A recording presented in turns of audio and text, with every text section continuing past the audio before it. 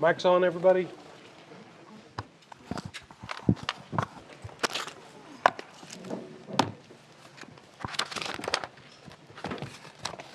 All right, it's 5:30. Welcome, everyone, to the Richland Hills City Council work session for March 23rd, 2026.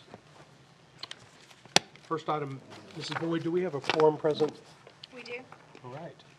Quorum present, I'll call the meeting of Monday, March 23rd, 2026 to order at 5:30. First order of business in our work session, I'll turn it over to staff for item A. Thank you, Mayor. Item A is a discussion regarding Toto Verde IT solutions and meter network infrastructure. Some of you know our IT infrastructure related to servers and equipment is dated, and to replace can be extremely costly. So I'm going to ask Sheena McAkron to come forward to present a solution to you that she believes is a win-win, along with our IT representatives from Toto Verde. Again, Sheena McAkron, Support Services. So I'm just kind of go through, kind of give you an overview of kind of where we're at and how we got to right now. So just up on the screen, you can see we have 16 network switches, all of various ages and brands, most of which were actually installed prior to Toto Verde becoming our managed services contractor.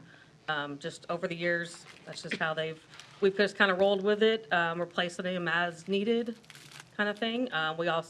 We did budget to replace some of them, but this is where we stand altogether. We've, just due to costs, we've never replaced all of them at once. And we'll get to how much each of these cost, and you can see why we've never replaced them all at once. We have various wireless access points. The network is actually in need of a reconfiguration and cleanup just over the years. New technology, new added staff, added equipment. So we really need a refresh of the network. With the network refresh, we could also get, we need better remote support and monitoring, and really proactive monitoring. Due to the ages of some of these network switches, we don't have complete remote capabilities to manage it. We can manage it to an extent, but a lot of times our IT company has to actually come on site to do more management of that. So not as efficient as they could be. And then in addition to that, most of our hardware requires separate licensing for each piece of it. So to do a complete network refresh, to refresh all of it all at once, to bring all of our equipment into the same age, the same year, same support, this is an overview of what each of these pieces would cost. And as you can see, each network switch is almost $1,900.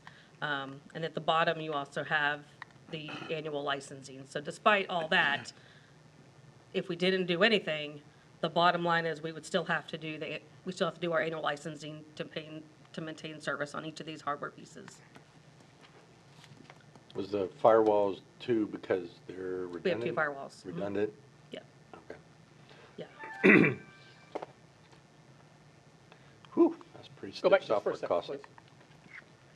So, any questions over that before? So all your Yep. upfront cost here is 73.5, and your annual run rate is 26? Yes. Yes, so we budgeted we did budget to replace some of these switches, but due to budget, limitations, we don't replace all of them at once. Which does kind of make it hard because each piece has different support. Each piece has different limitations of what they can do. So it's kind of got to a point where it's kind of challenging, and we could have better service provided to us if we had all of our network switches the same year, newer ones, because our oldest one is from 2018. So technology-wise, you're looking at 5 to 7 years is pretty much when you need to start replacing them. Yeah.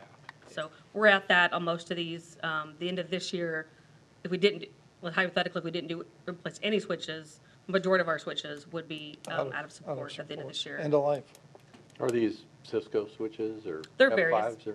They're various. Cisco, Dell. No, what are you proposing we buy? Well, yeah, we'll get to that. Yeah. Oh, okay. So if you have any questions about kind of the overview of where we're at and while we're fixing to propose a solution to this, to kind of, I think as you're going to see when the figures come, it's a win-win situation for us. And if you have any questions, I'll turn it over to our IT I do have company, a Total question Verde. for you. Yep. Where, is it only for the fire station, the police station, the link, and city hall and the library that this network is mainly Yes, functioning? this is for our entire city network. Okay. So it includes all the departments, so Animal police shelter. department, fire department, animal services, city hall, the link, library, public works, includes everything. So it's not including what we've been talking about for the parks, for the internet there? No, that's a Okay, separate piece. that's I a mean, whole different- it- okay. It is tied into the network, but it's not, this is not that part. Okay, I just Yeah. wanted to make sure because that seems like an awful lot of switches and a lot of It is, but this access is for the whole, points. this is for the whole city network, so Okay. it maintains everything from computers to cameras to Wi-Fi to servers to, I mean, every piece of equipment we have in the city, Okay, perfect. yeah. Okay, so I'm gonna turn it over to Dory Thompson with Total Verde. Thank you for your time. So, to give you a little background on Total Verde, we've been in the bar business for almost 30 years, me and my partner. Total Verde's been in business for about 7. And we've sold a lot of hardware over those years, right? So manufacturers, Cisco, all of those manufacturers we've sold over the years. And traditionally, how that business is operated is in 5 to 7 years, 10 years, something like that, that hardware is gonna be coming to life, right? So it's part of the game, is those guys wanna make money. They change their software, they change their licensing, they change all this stuff. New technology comes along like AI, all this stuff has to be correlated and controlled, right? And we came across a company about 3 years ago called Meter. And it was started by a gentleman by the name, I can't say his name exactly, but he started Cisco Meraki at the time. And he sold Meraki to Cisco. And I think he wanted to do Meraki the same way, but then he came across a company and started up what they call Meter. And the reason that he called it Meter, he said the network and infrastructure and licensing should all be treated as a utility, just like electric, just like water, just like everything else. Create like an operational expense, right? So you're not having to refresh every so often, these 5 to 7 years, you're gonna have to spend this type of money. And Meter put this proposal in front of us about 3 years ago, and we're like, hey, this is kind of a new concept that we started to kind of jump on, and we saw that it started to fit. Richland Hills would probably be about the 6th organization that we've already transferred over into this type of operation, right? And I can explain Meter a little bit more in detail. How do I switch? There you go. So Meter is an operational cloud, and most services like this are today operational, managed from the cloud. They provide SLAs, they monitor your internet service, they do everything as a service, right? Not only do that, they provide the network operating system, the wireless infrastructure as a system, the wired infrastructure as a system, and your firewalls as a system. And whether you need redundant or how many ever firewalls you need, there's no extra cost in the operational expense. So they come in and do a traditional design, actual intrinsic design on your wireless infrastructure. So if you're having bad wireless in certain areas, it doesn't matter how many APs you need. It's all based on that monthly cost, right? So they also have cellular service. That's one of their big pushes in the DAS arena. I don't think that y'all would need that in this area. Y'all have pretty good cell service in the buildings. These are traditionally in large commercial type buildings. So these are the services on the right that Meter provides, right? They offer ISP management. So when you sign up with them, they will monitor and manage your ISP. So if something happens in the middle of the night, since we have public safety here, it's very, very crucial that these systems stay up, right? So our police officers and our public safety event coordinators can actually have access to what they need. Because I've been in the situation, I worked with North Richland Hills, I worked with Haltom, I worked with Waxahachie, I worked with all the people in this consortium even. So I kind of understand the infrastructure across all of them. And when the public safety network goes down, everything goes to chaos, right? So if you have to take an outage, the police officers, all these people that are working in the middle of the night, man, it's hard for them to operate because they're not trained on the old style systems on paper and all that, even the dispatchers over at NRH. So ISP management and all that type of stuff where this infrastructure stays up is part of the system, right? So they won't ask you to change your ISPs. They just say, come in and say, if you're going to be part of our network infrastructure, we're gonna sign an SLA with you that says, hey, if this network goes down or the internet goes down in the middle of the night, we're gonna call the ISP for you, right? They also supply, continuous updates, life cycle management. This is a big one, right? So let's say they come out with Wi-Fi 8 in the next, they're already on Wi-Fi 7. Y'all are running, what they call Wi-Fi 5E on your stuff. So they're gonna be putting in Wi-Fi 7 APs. So let's say they come out with Wi-Fi 8 in the next 8 years, which we probably will, right? Faster, better performance. There's no change in your contract. There's no change in your billing. So whatever contract that you signed up on an operational side, they'll come out and replace your APs for free. If they need to add APs to give you better coverage, it's part of the installation. They'll run the cabling, they'll install it, they'll configure it, they'll do everything that they need to. They also do installation rollout. So for you to change your network, rather than pay Toto Verde or anybody else like part of that as a project, it's part of the service. Okay? Any questions so far? What kind of shape is our cabling in right now? Your cabling is pretty good. You may have to change some of your AP cabling because they specifically want category 6A. That's 6A, yeah. Yep, they're gonna want 6A. And when you go to do the installation, since we're an installation partner with them also, they're gonna want that certified. So we have to send certifications back to Meter to actually say, hey, it's 6A, it's certified, here's the printout, okay? If there's any fiber in here, which all of these buildings are connected with fiber because we know about that, they'll test and authorize and certify those fiber connections. If they're not there, they will rerun them for you as part of the installation. No extra cost. Do we end up with two ISPs, separate companies for? No, redundancy, so or this no? is not an ISP. The ISPs that you currently have, which are Spectrum and AT&T, Right. you will continue those They contracts. manage those. They just manage it, right? So the management, the manageability of the network and infrastructure and the ISP will shift to Meter, okay? Any other questions? So then you're everything behind the firewall. That is correct. Okay. Everything behind the firewalls. In fact, and if you want dual firewalls, they put them in. You want dual core infrastructure for fiber connectivity, they put it in, no extra cost. So the hardware limitation that we used to say is, hey, you want 2 firewalls? Guess what? I'm selling you 2 firewalls. Now I'm selling you annual licensing for those 2 firewalls, right? Just so you have redundancy, okay? Any other questions? Great question, sir. And so on this slide that I'm looking at here, so you're also doing the updates, the patch management, you're All doing day. all that. Where's that falling under here? Support and maintenance? Yes, support and maintenance. Okay.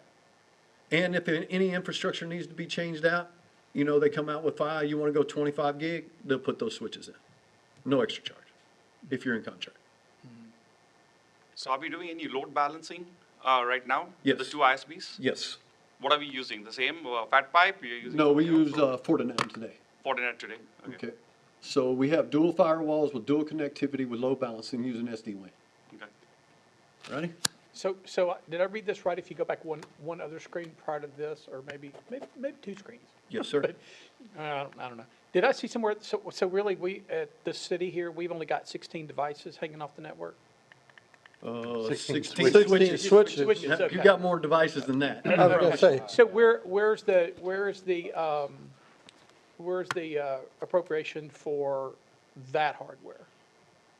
In the meter quote, No, I'm talking about all of the devices that are hanging off our network. okay, Do you- uh-huh. that's, That's completely separate. yeah. This is the infrastructure. Right. Those are, Yeah, so the biggest problem we have right now with managing your network is first, we can't get into everything, right? We have to come on site, physically jack in. If something goes down in the middle of the night, we got to come out here, right? So we can't monitor and manage it. We also can't upgrade them due to the licensing information that you have. Right. No more support, they're end of life, so we got to get them out of there, right? So this is what we're looking at as a total budget, to bring them all into the same type of infrastructure with the same type of operating system with the same type of budget, right? So you can at least start the budget cyclically, properly, without having to put parts and pieces in. So let's say you buy a switch here today, this year, in 5 years, if you don't go ahead and try to do all the infrastructure in the same year, if you start to piecemeal it one by one by one, those end-of-life structures start to end one by one by one, after 4 to 5, 7 years, something like that. Right. Okay? Any other questions? So this is not the cost for, No, this is not I the hadn't got cost the for meter meter. yet. No, Okay. yeah, I'm looking for that. So, Yeah, it's coming. all right, so meter's basically gonna be doing all the oversight, management, monitoring, updating. That's correct. And we're still gonna have our switches, they're gonna have to be switches down here. Yep, we'll have So, switches. and so that'll all be remotely monitored and managed. Yep. Firewalls will be remotely monitored and managed. All Wi-Fi will be remotely monitored and managed. All of it will be remotely monitored and managed. On the infrastructure side, right? Seek Networks or Total Verde takes care of all of the other infrastructure, right? The patch management for the PCs, the AV, the update, That's- the email security, all that type of stuff, we take care of. That's all, yeah, but that's independent of the network That is architecture. correct. That is correct. So, all-inclusive, this is what you get, right? So you get virtualization of hardware, a full dashboard, multi-site management if you wanted it, zero trust, VPN, all the stuff that you get in the standard firewall, right? Hardware provisioning. Meter supports all their SLAs. They want to hit 99.9. They'll never say 100%. Nobody ever does. If they do, they're lying. Okay? Network automation and maintenance. So that's one of those AI terms that everybody talks about. I can talk in detail if y'all like that. Continuous feature updates, continuous hardware upgrades that I already talked about, ISP management that I talked about, custom network and design, any of those types of changes, full management or co-management, right? So you can turn it over to them or you can co-manage it, okay? Hardware and cabling installation. That's what I talked about also as far as the cabling and the hardware installation. So when we go to do the infrastructure and change it out, that's something that the city doesn't have to pay for. Okay? So, here's your slide, sir.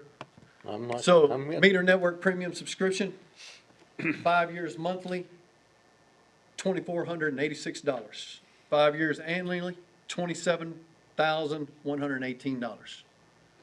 So, that moves that budget cost to an operational expense so the city can budget appropriately, right? So if we go back to the previous ones, we're almost covering the 26,409 in annual maintenance. Now, I always ask the question, when I first saw these guys, I said, how do y'all do it so cheap, right? So they base it based on square footages. They don't base it on hardware, right? So these guys that started Meraki are building their hardware right next to the Meraki manufacturing, right? So if you look at the amount of profit or every time there's an add-on to the expense till it gets to you, you go to this type number, you're looking at almost $99,000 in traditional VAR or exponential hardware, okay? So this number goes back to you. One of the things that it does add, it also adds meters, PDUs. These are power distribution units into that, so they can actually remote power on and off stuff. That's something you don't have today. We usually have to call somebody and go, hey, Go can you, flip it. can you reboot that switch for us and see if it comes back online? Yeah. Now, one thing that they do is they add those features in there to where they have connectivity to them, and they can say, hey, on this port is where this firewall is, or on this port is where the ISP modem or the ISP router is. So when they're calling the ISP, the first thing they want to say, do you have power and have you rebooted? That's the first thing they're going to ask.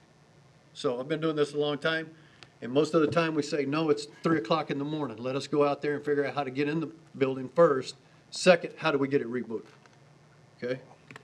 Is there any questions on any of this? All right, Yeah. so. Yes, sir. So the 27 that's annual, that's our annual number. So is that paying for licenses for third party? Tell me what that annual number is supposed to represent. Okay. There's a kind of another slide that kind of gives, Oh, there you go. this is kind of an overview of everything we're getting for that one price. It's something not on here is actually growth.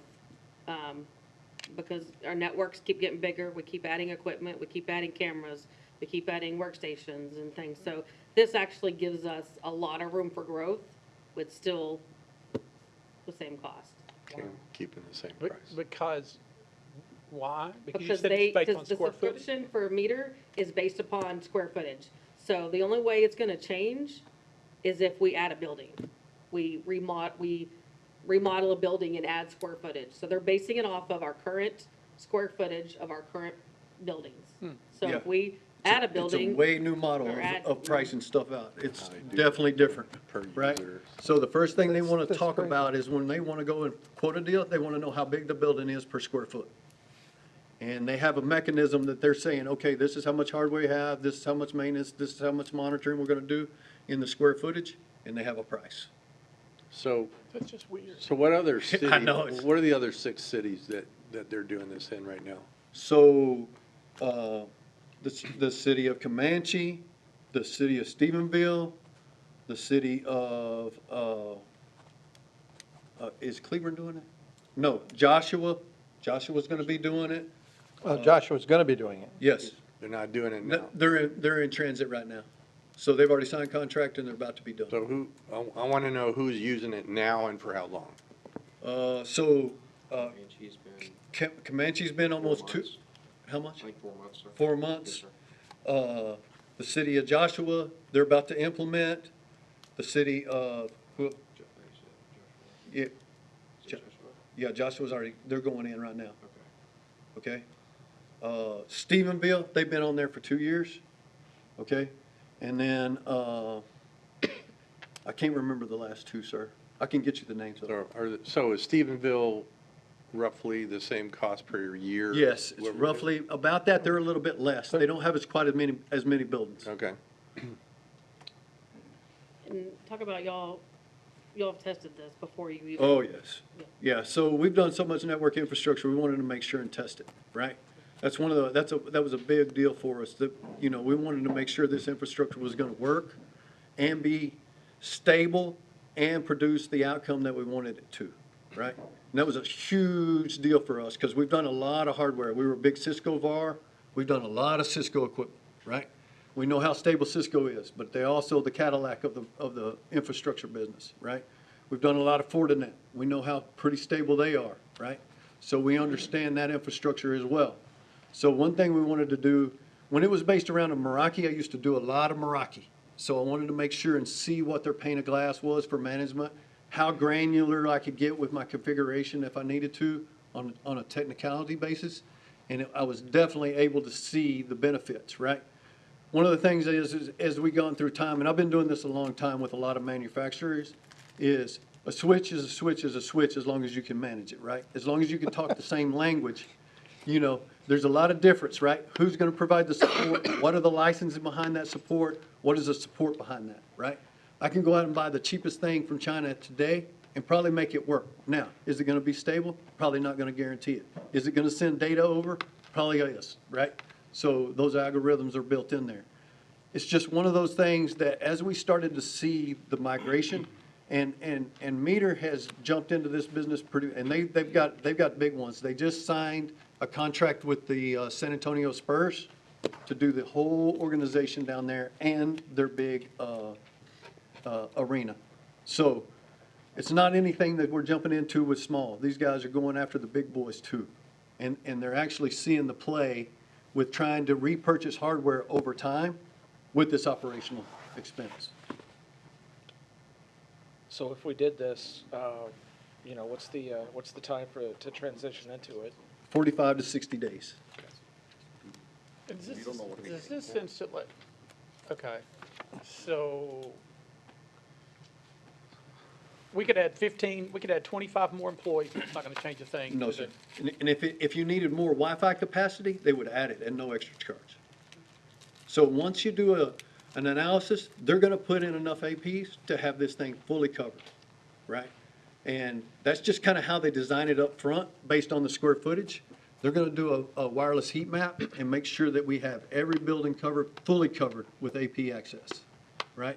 Probably in Wi-Fi 7. Wi-Fi 7 is pretty new, but it's released, and that's what they're shipping. So you're saying this price is not going to change because we already gave you the square footage, right? That's- So you're going by square footage, so. That's correct. So this price is not going to change? Nope. So today, you'll change, if we want faster fiber between these two, you Yep. have 10 gig fiber runs. Yep. Instead of having the 1 gig. Yep. I don't know what Same- we have same- right now. Do we have one or? We have got- one right now. We got one. So we can upgrade it to 10 gig? Oh, we're going 10 anyway. Okay, so you're going to upgrade it to wait, 10 what? gig. say that again, it's a what, a TIG mag line, what? It's a 1 gig fiber. It's a 1 gig fiber and we between wanted to- between buildings. Oh, okay. Okay, so when you upgrade the switch, you could upgrade to a 10 gig fiber Yep. between that. So Let's say in 3 years, Well- you want to go to 25, they come Yeah. and replace the switches, no extra charge. okay.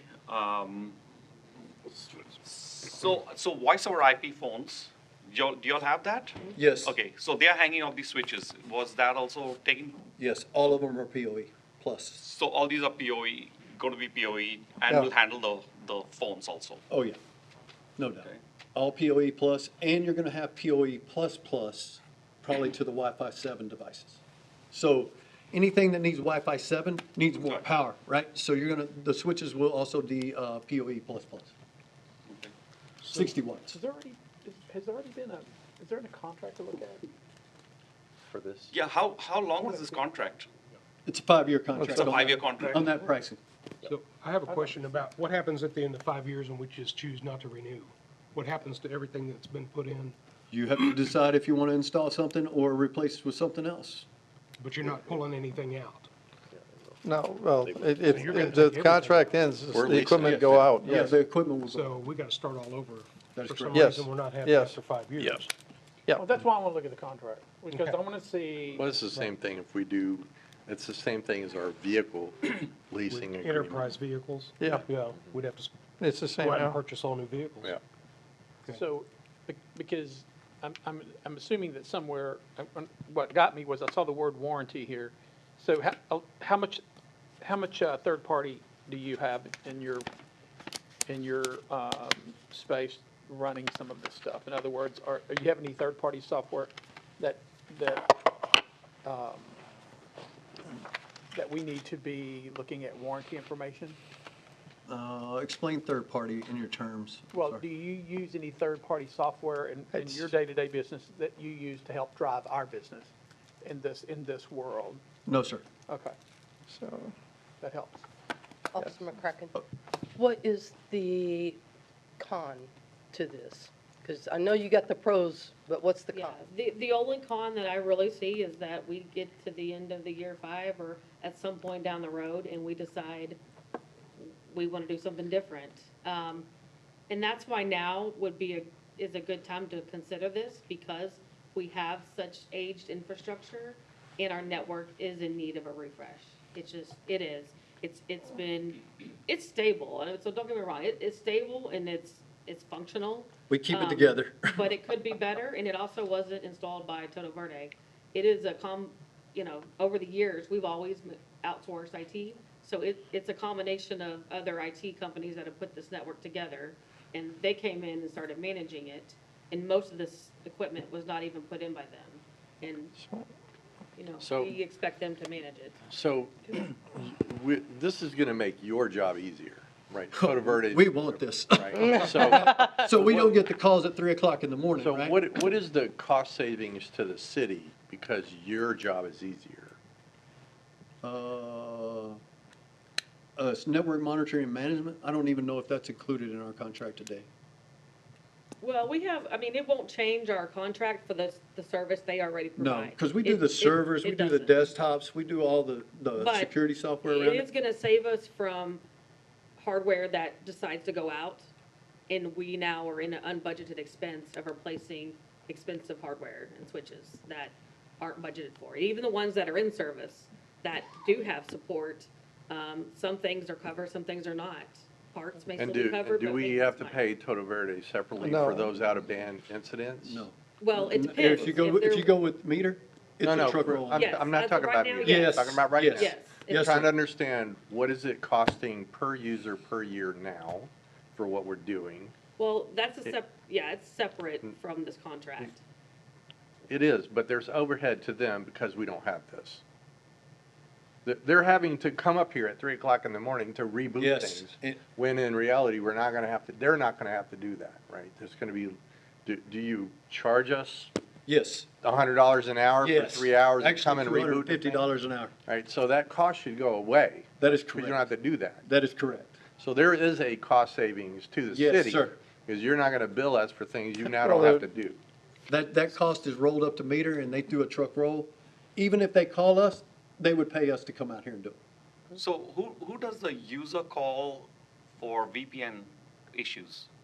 They do the VPN, right? They do the VPN. So do the users call them or they call you? No, the day-to-day operations will still stay the same. That's Everything correct. runs through me. I manage the day-to-day operations, and then they will still manage it as well. So when it's something that I can't fix or I can't help, then it still runs to Toto Verde to take care of. And Okay, they then you call- all will call Meter. That's correct. Okay, okay. So we would be in co-management. This would be a co-management deal. We wouldn't turn it over full, just like cold turkey managed where y'all call them, because we want to talk to them technically, right? Sure. So that's kind of how it would be. It would be a co-managed deal. And if it's something that we can just jump in, which our guys are capable of, and myself would be able to just jump in and fix it, we would probably just fix it. So does this total cost include your services also? No. Or is No. that totally different? So now what would the both costs be? Well, their cost is not gonna change, so. Oh, okay. that Yeah, our cost doesn't doesn't matter. change, right? I mean, it So- matters, but it doesn't. And this may affect this impact, so we decision. do have a certain number of billable hours that we get with our IT managed contract. Right. So this saves us from ever really having to run over, I mean, it's still, something still could happen. I mean, Sure. anything made by man can break. But it still could save us if we have an outage, a quicker support, quicker getting us back, we go down, getting us back online quicker. So you may not know the detailed answer to this, but how many hours of extra I can give you that. unscheduled work did Toto Verde have to do in the last Yeah. 12 months? I can probably get you that. WAG, is it $10,000, $2,000, right, that kind Yeah. of thing? Because that would help us make this decision, right? Because Sure. we're offsetting the cost of this by that. Sure. Absolutely. We can get you those tickets, right? The number of times that we've had DHCP issues with the That- network that we've had to take care of where nobody can get online with Wi-Fi. That was above and beyond Yes, what that- you're normally Yeah, providing. we would not have that problem here, right? So if those issues. Or if you do, disappear- you bill Meter, not us. That's correct. But the DHCP issues is server-based, right? Yes. So So, but the it's problem is not the on way the the switch. infrastructure is laid out and the way the network diagram is with IP space, that's the problem.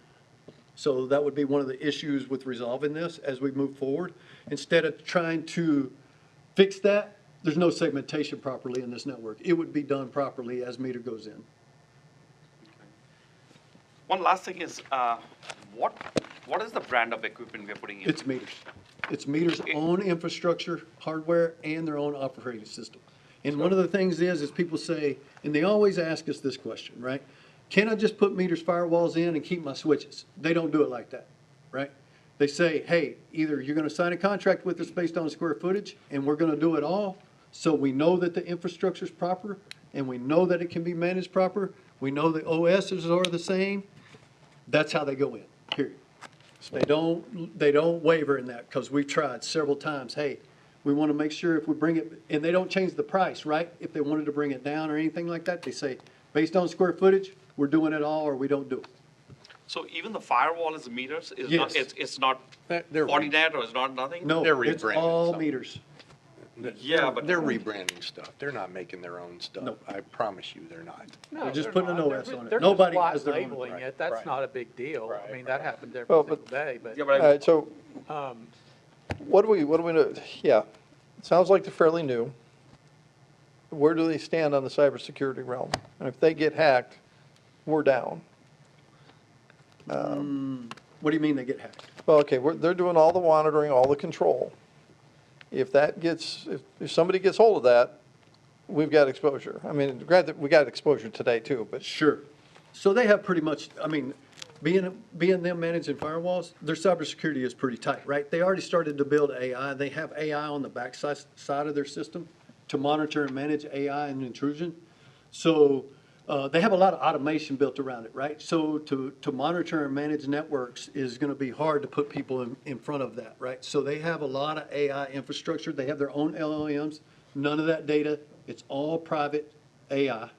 They've said that. They've showed us that none of that data infrastructure is leaked into the public, right? So as far as cybersecurity, they're always updating based on the recommendations of NIST, all of those Talios, all of those recommendations. They also point out to a bunch of those for cyber threats that come up as what we call, first day or near day Day one threats. attacks, yeah. So they build those rules that are automatic. So those automations are already built in there, right?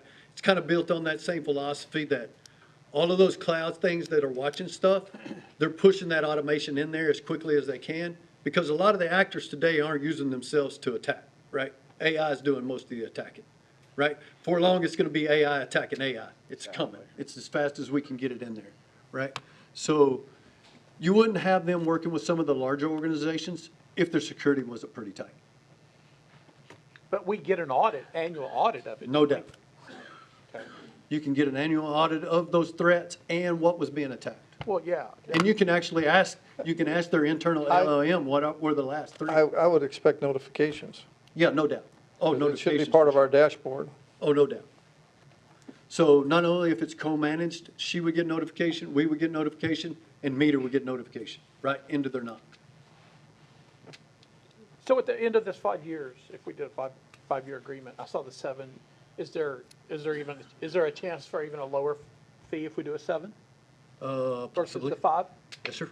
And we can even do 10.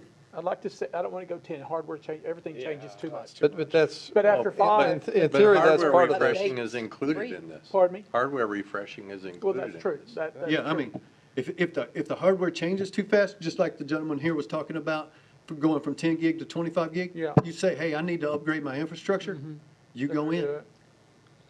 Yeah, they're Well, I'd gonna like call to see us. Same with Wi-Fi 7, moving to Wi-Fi 8. Wi-Fi 8 is already in beta right now. So as soon as Wi-Fi 8 comes out and you go, hey, I want to go Wi-Fi 8, you're on the list. I'd like to see, if you haven't priced it out, I would like to see a price on a 5 and a 7. I think you did though, didn't you? You did price on a 7. I don't know if we had 7 year. Did we have 7 I year? saw 7, No, we just had 5. just 5, okay. Yeah, we can see, we can see what the discount structure is going to be on 7 years. On 7. And then my real question where I was going with that is, so let's just keep it at a 5 for right now. So what would you recommend us do at the end of the 5? Because we don't want to automatically renew for a like term.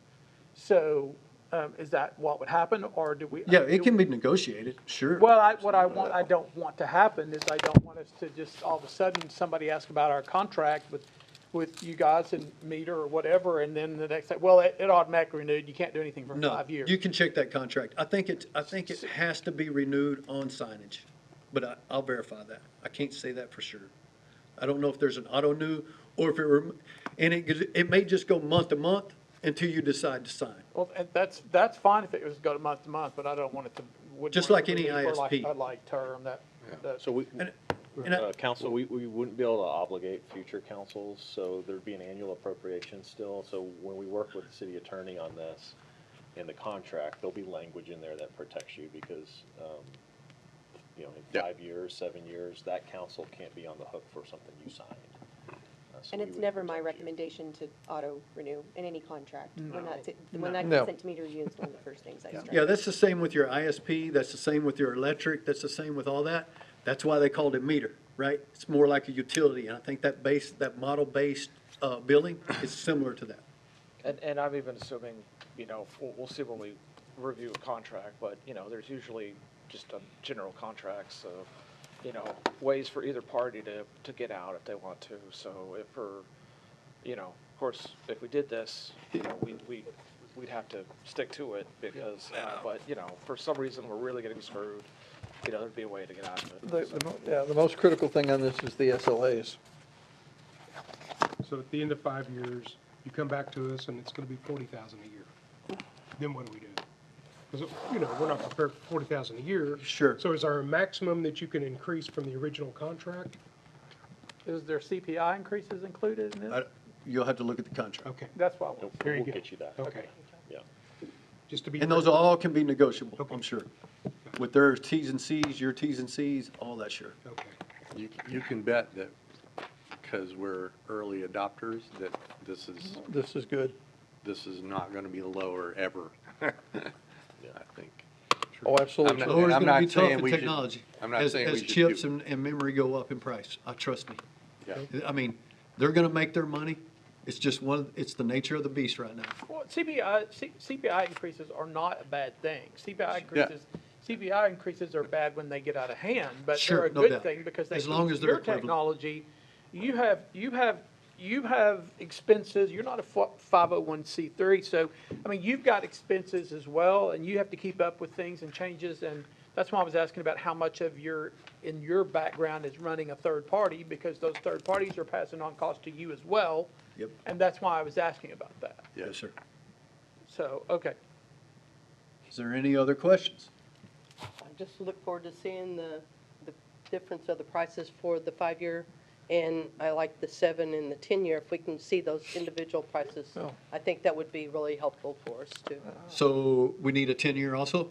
I would like We to see might as that. well see. Okay, let's see what we can do. Definitely need to see the 5 and the 7. Yeah, Yeah. okay, for sure. And, Let us see if we can and go back. do get us some good estimates about, you know, the budgets, the expenditures that have happened for, you know, those overnight on-call things when the internet comes out or whatever, that. Yeah, would we be can show more- you those So tickets. it would help us make a decision, I think. Yeah, we can show you those tickets. Have you already done some type of pro forma that shows us what we're paying today versus if we chose this 5-year plan? Or do you have a pro forma that shows us today? No, but I know from Current the managed versus services proposed? side, they're always complaining.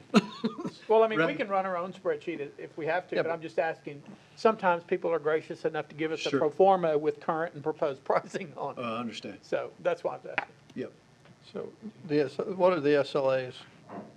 yep. SLAs will be in the contract.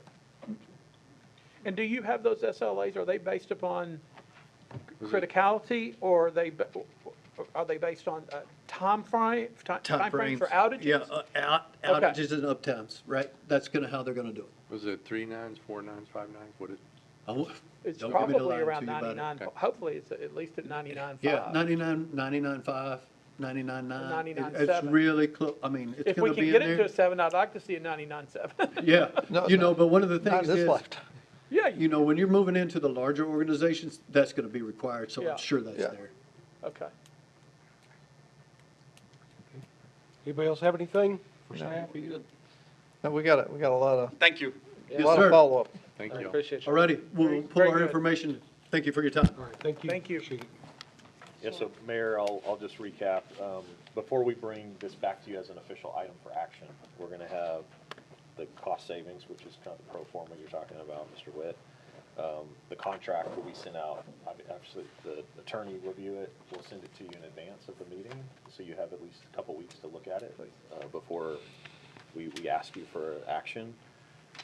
We'll talk to some of the references, city manager of Stephenville and others, Comanche, and then also have the 7 to 10-year option, so that when we come back to you for an actual action, hopefully all of these questions have been addressed. Does that work? Sounds good. Anybody else? No, it's a good idea. Yeah, so item B, Mayor, is the NEFTA update. It's the Northeast Fire Department Association, and Chief Rhodes is going to come forward and present this item.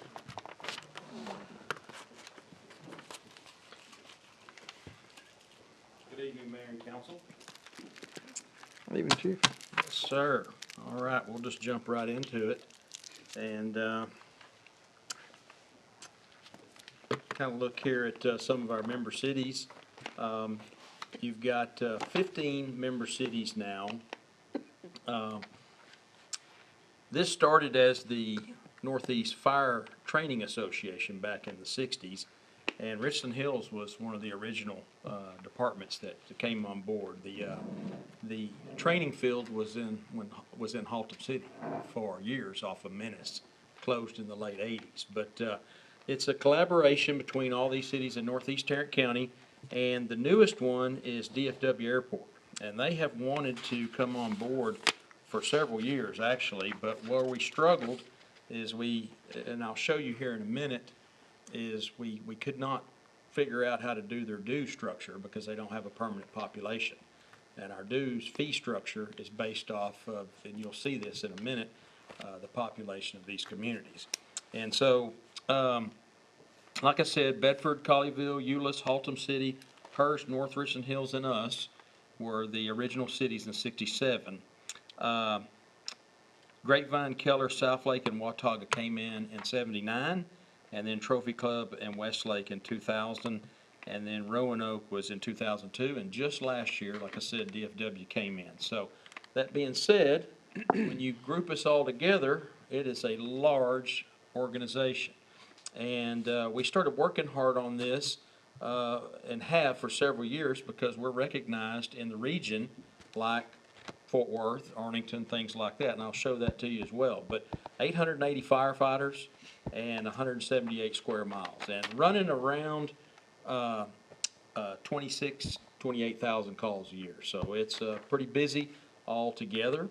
And you can see when you look at the NEFTA population comparison, you see that we would be number 7th on that list in the state. And some of my numbers here may be a little old because I was looking earlier, I think Fort Worth may have surpassed that number. But it just gives you a perspective of where we are in the region population-wise. This is the map here that gives you a little comparison of NEFTA. And you can kind of see all the cities here. When you look over to the east, Grapevine and Euless, actually a portion of their cities are actually in DFW Airport. But with DFW coming on this year, we just don't have the full map updated with DFW picture. And so what do we provide? Communication, support, bomb team, hazmat team, which is our main focus in the Richland Hills Fire Department. That's what we do for NEFTA, is provide hazardous materials response. And so I'll talk about it here in just a second, a little bit more on how that would work if we had a deployment. You've also got the light and air support, mobile command post, and USAR aspect of heavy rescue, technical rescue, and medical specialist team. These are all relatively new, along with the Swiftwater response team. And so these are some of our apparatus in NEFTA. You've got Rescue 47 and Rescue 56. So 47, these numbers are the county numbers that we use here in Northeast Tarrant County. So that unit on the left is a Haltom City unit, and the one on the right is a Grapevine. And these are just basically gigantic rolling toolboxes. And what they do is provide response to trench rescue, high angle rescue, confined space, structural collapse, things like that. So these two departments, their personnel focus on that a great deal. That is one of the things that they train on and provide response services in all of the NEFTA region and outside that as well. Now you can see EOD, that means Explosive Ordnance Disposal, and then Hazmat 22. So both of these two units are housed in North Richland Hills. Now I'm going to go into this a little bit more as well, but I'll touch on it now just to give you a perspective if you have any questions. These two units, let me back up just a little bit. So the unit on the right, Rescue 56 and Grapevine, and these two right here were both provided through grant funding in 2003 and 2004. They were all three through Homeland Security grants. The Haltom City unit was actually when I was there, and we got that in 2008, and we requested that funding through Homeland Security as well through the Council of Governments.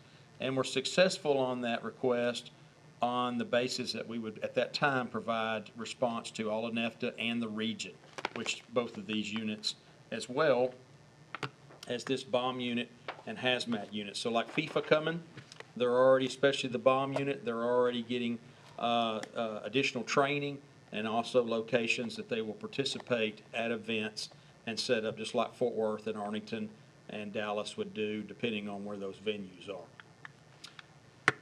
This is the Swiftwater equipment. Upper left is Haltom's, the right's Hurst, lower left is Bedford, and then the lower right is Euless. The way these units are deployed, and I'm kind of going through this fast so we can go back if you have questions, but it's kind of a two-in approach that if we have a water rescue anywhere in NEFTA in the northeast region, then you're going to deploy 2 units. And that way you've got a boat that's going to go attempt the rescue and one that is in place to be deployed as their backup in case something happens. And so that's kind of how that's done. We do it, we break the response area up really using precinct, and that's how, so if it's, say over in Grapevine, then you're gonna get Haltom City and Hearst responding over there, and then vice versa, if that makes sense. And we kind of use that as just an informal way of deploying our units through the CAD programs. This is not a current picture, but I wanted to use this one for the air and light unit. This is one of the original vehicles that we ordered in NEFTA years ago, and when we have a fire of any significance where crews are out for an extended period of time, this unit responds to that city and is able to refill the breathing apparatus on the scene for the crews, so they can get back in service. So that's what that is in the back. That's called a cascade system back there, where they're able to fill those. So they've got pressurized bottles inside the truck, but we use it as a rehab unit as well. So it's kind of a dual purpose, and that's housed in Bedford, and it's been there for years. It's just, this picture is dated. It's been replaced with a little bit of smaller unit, but basically this one gave you a better perspective of what they do. And then you got your mobile command post, which is also in the city of Bedford, but it's under the sole ownership of Bedford. They bought this through their funding, and it is, oops, I touched that accidentally. They offer it to NEFTA, and it gets kind of used here and there. If you were around and you remember the flooding in Haltom back in '07, up on the north end in the mobile home park, I actually called them out. I don't know why that's happening. And set up that command post for several days. We used it on the tornado as well, and so it's been used quite a bit over the years, but it is not a NEFTA asset. And so when it's day, that is doing it on its own. I'm not touching it, by the way. So when it does get deployed, it is Bedford personnel drive it and set it up for us. It is available to all of the Northeast cities, but I'm just going to leave it there now, since it's doing it. It wants to go there. The slideshow's on auto advance. Oh, it is? Yeah. Okay, that's what it is. So I'm just going too slow. So you can kind of see where we have all these. You will also see that some of the communities have some additional responsibilities, but you'll notice over here the IDs are all the county numbers, and that's been in place for many, many years. We changed to the county numbering system back years ago just because it tended to cause challenges on fire scenes when you would have 4 or 5 engine 1s and engine 2s. So we went to that county numbering system, and it's worked very well for us. And then the bariatric unit down at the bottom, Roanoke, that is not a NEFTA asset, and that unit, we have a very, very, very large individual here in town that has some health issues from time to time, and they're just too large of a person to go into a regular ambulance, so we have to respond the unit out of Roanoke, which we just did last week. Wow. So, operational due structure, you've got a base due type of, for everybody pays the same, and then you've got a per capita setup. This is just what manages all of the teams, hazmat, bomb, technical rescue, all of the loose equipment. Like we've got 2 robots for the bomb team. Those are very expensive, the maintenance, the training. A couple years ago, they rolled one off of a loading dock and it flipped over and broke. So we got to repair those things. And then you've got all of the other equipment for technical rescue, the breaching equipment, saws, drills. So all of those things fall under our base dues. Now, on our capital side of things, that is also got a base due, but you'll see over here a larger number that we figure a per capita in there. But here's what happened to us. And I've been involved in NEFTA for quite a while. So back in about 2007 and 8, a light bulb came on, and we realized all of this grant funding was going to have a life expectancy. And we had set the bar up here to have a hazmat team, a bomb team, technical rescue, things like that. And we didn't have a program in place to put funding to have those vehicles replaced at some point.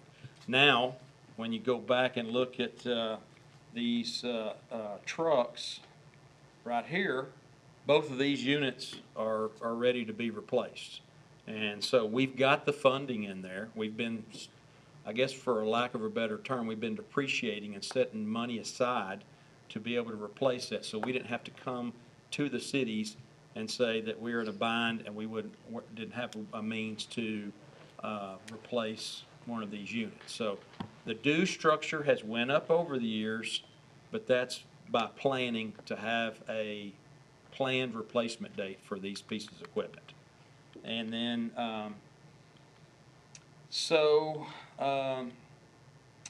you can kind of see a little bit more on that. That's pretty self-explanatory. I'm going to jump into the questions, but before I do, I want to remind you guys, and I just gave this to Lisa the other day, so she may not have had a chance to get this to you. We have a NEFTA show and tell on May the 21st. And y'all may already have all that.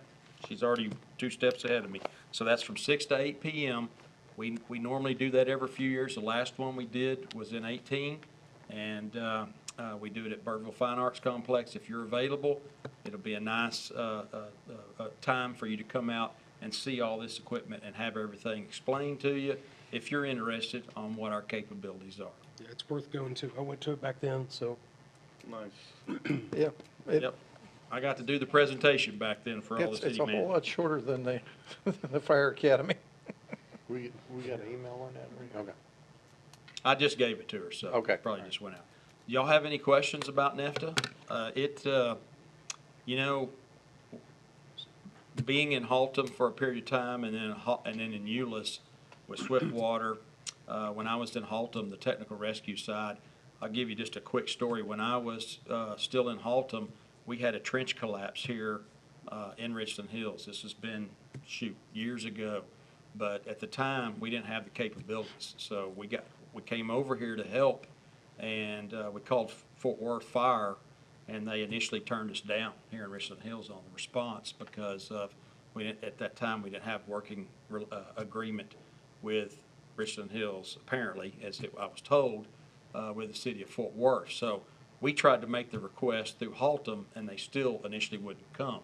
The media got a hold of it. It went all the way to the top of the city of Fort Worth, and they did come. But we had to use makeshift aids at the time to get this man out of the trench here in Richland Hills. And so things like that prompted us to realize we've got to be able to provide our own capabilities. We're too large, so the Swiftwater teams, they have responded on hurricanes and deployments.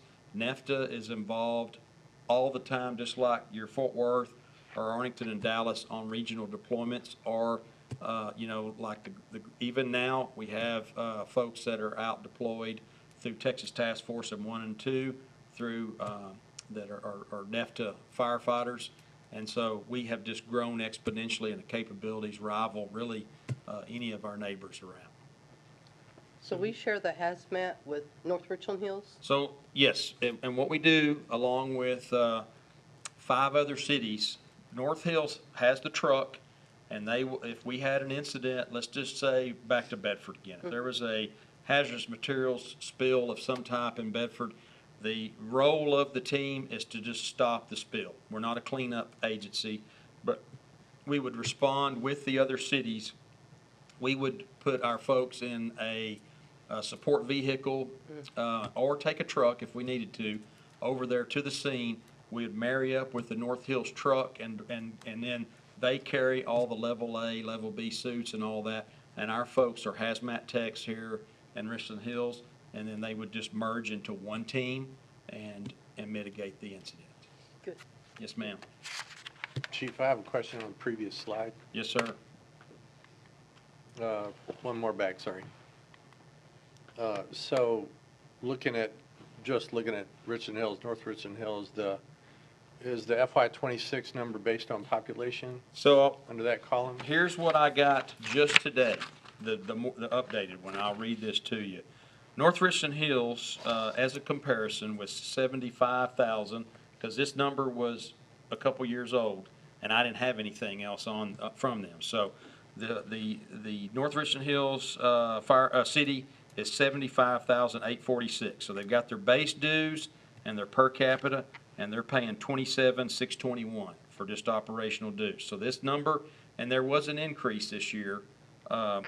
We haven't started the budget. We're about to get rolling in the budget process, which we'll have to make that presentation, versus us at our population is what we have in the COG estimate at 8678 with the same base dues, and then the per capita, and ours would be $16,110.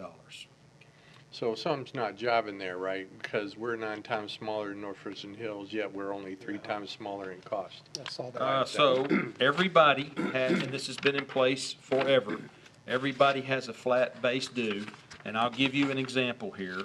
Westlake, who has a population of 2,002 people, they still pay the base dues. We've always had that in there, and then they have the per capita. The reason that we did that when we first started, we just had a base due, and we looked at it and said, this is not fair to everybody, because North Richland Hills is going to be way more likely to need these services than Westlake or, say, us here at Richland Hills. So yes, it does. When I figured the numbers, I was playing with it a minute ago, it essentially, with these proposed numbers, cost our citizens $4.40 annually, or 37 cents a month, versus I use the city of Hearst, and theirs is less than that. But it's actually, we're talking cents.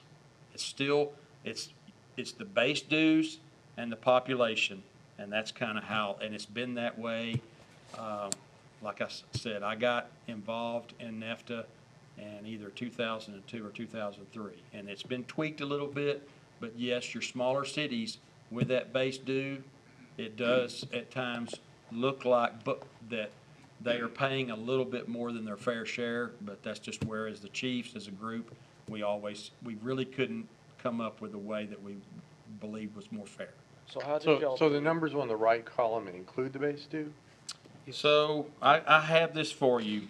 You've got your base dues for us this year proposed at $16,110. And again, this just came out just like this. And then you've got your capital dues proposed again for us at $22,074. Which Let me equates. ask you a bigger question. Why is it not $4 per person regardless of what city you're in for the per capita cost? I don't know that. I don't really have that answer. Should be. Pardon? It should be.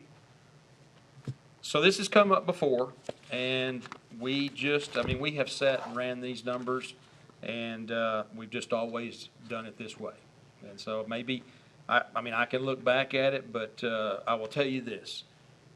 At the end of the day, this is the best deal that we will ever find, because these services, the bomb team, the hazmat team, technical rescue, if they're not there, then we're looking at having to call either Fort Worth or Arlington, and which we can in some cases if they're available, and we are able to do all this at a marginal cost. No, and don't get me wrong. Yes, sir. I 100% agree that we need all this.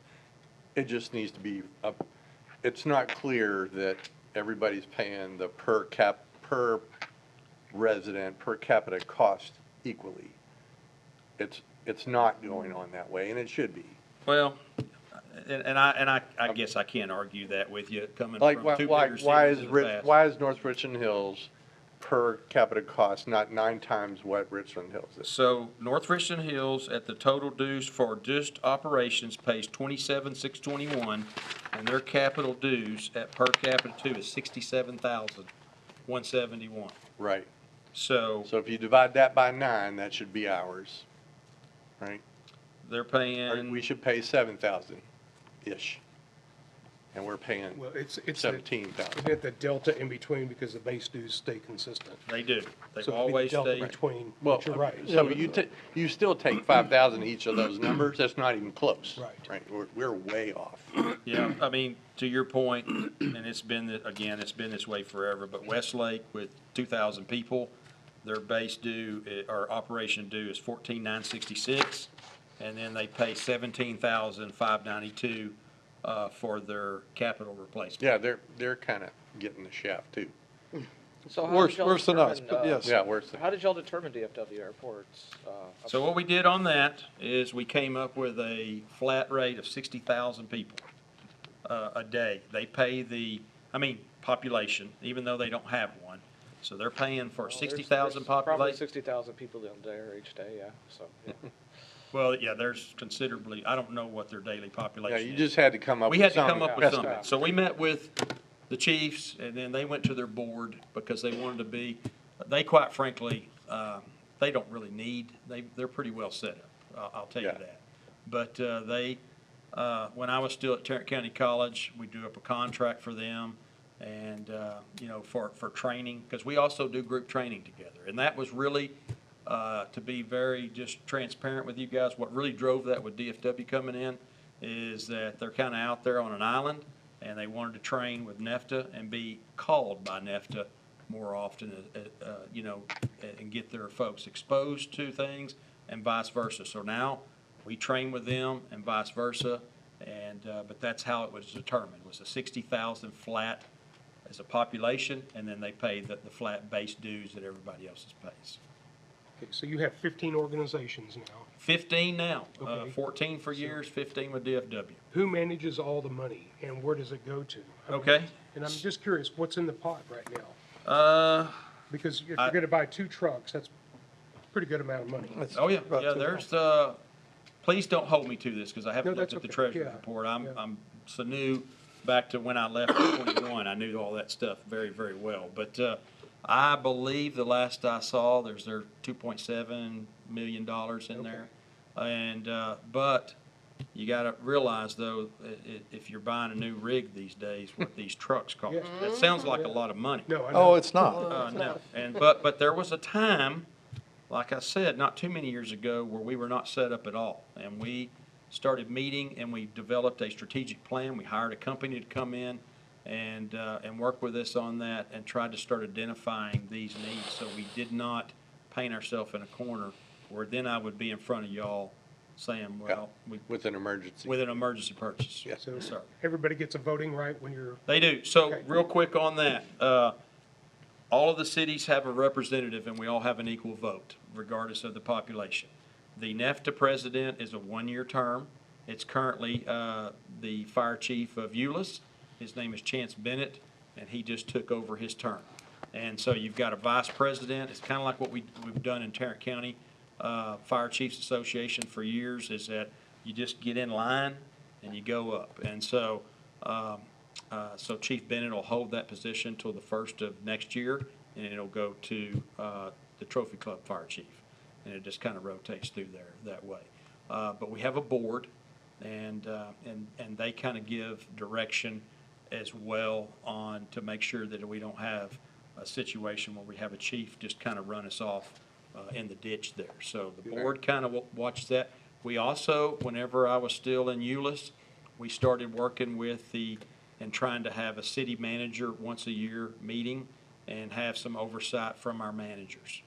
And so, I don't know, I left in 21 and just got back in the fire service in November. So, I don't know if that's still going on or not, but we were meeting with them annually and bringing in the city managers to seek direction from them and to your point, to make sure that there were no surprises and that it was looked at that this was fair and equitable across the board.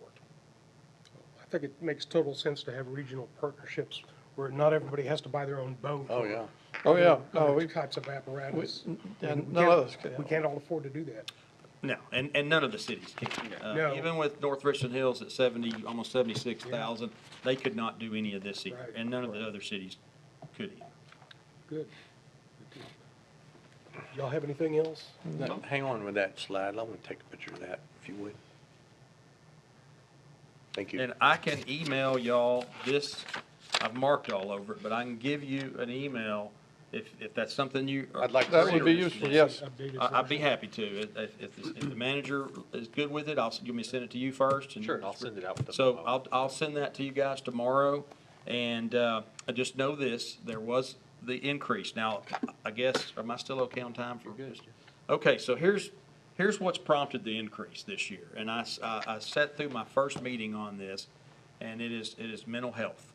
And so, obviously, it's always been an issue, but we have a group that we partnered up with somewhere between 21 and this last meeting that we just had, because I had not seen any of this. And this group is providing mental health services to fire and police. The police departments are not on board, all of them yet. The goal is for police and fire of all of the 15 cities to share this cost. But in a nutshell, what it is that we've got a cost that we've added into this to cover mental health, which is fairly spread, well, by this, maybe that could be argued that it's not, but that cost was distributed among the cities to give our firefighters some mental health protection if they need. What's been said is EAP is good, but it doesn't meet the needs of the police and firefighters. And so this is where this group's come in. And they said essentially at this meeting the other day that of the 15 cities, they have had members from 13 cities come see them that were either going through having trouble from calls that they had been on, even some, I mean, they don't give names, but they said that they had a couple that were contemplating suicide. So it is a real concern. And so what we didn't want to do is push that out over several years or not do it. We got it initially through grant funding, and we don't know that we're going to get that again. So that's why, that's what's prompted a little bit of the increase this year.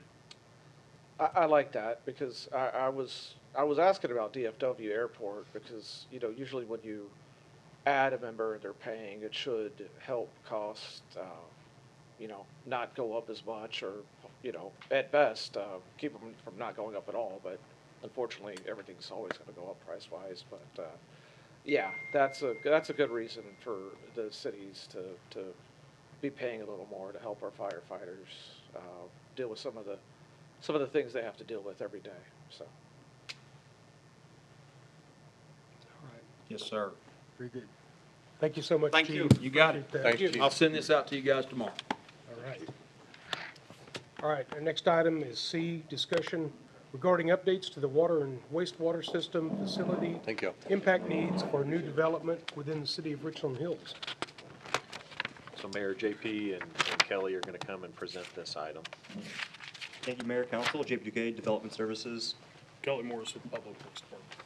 So Kelly and I have been doing quite a bit of research into our impact fees, and we wanted to bring forward kind of an informative presentation at today's work session that kind of delves into the background of our impact fees, what they currently look like, and then what we're hoping to revise them into in a future meeting. So a little bit of background first.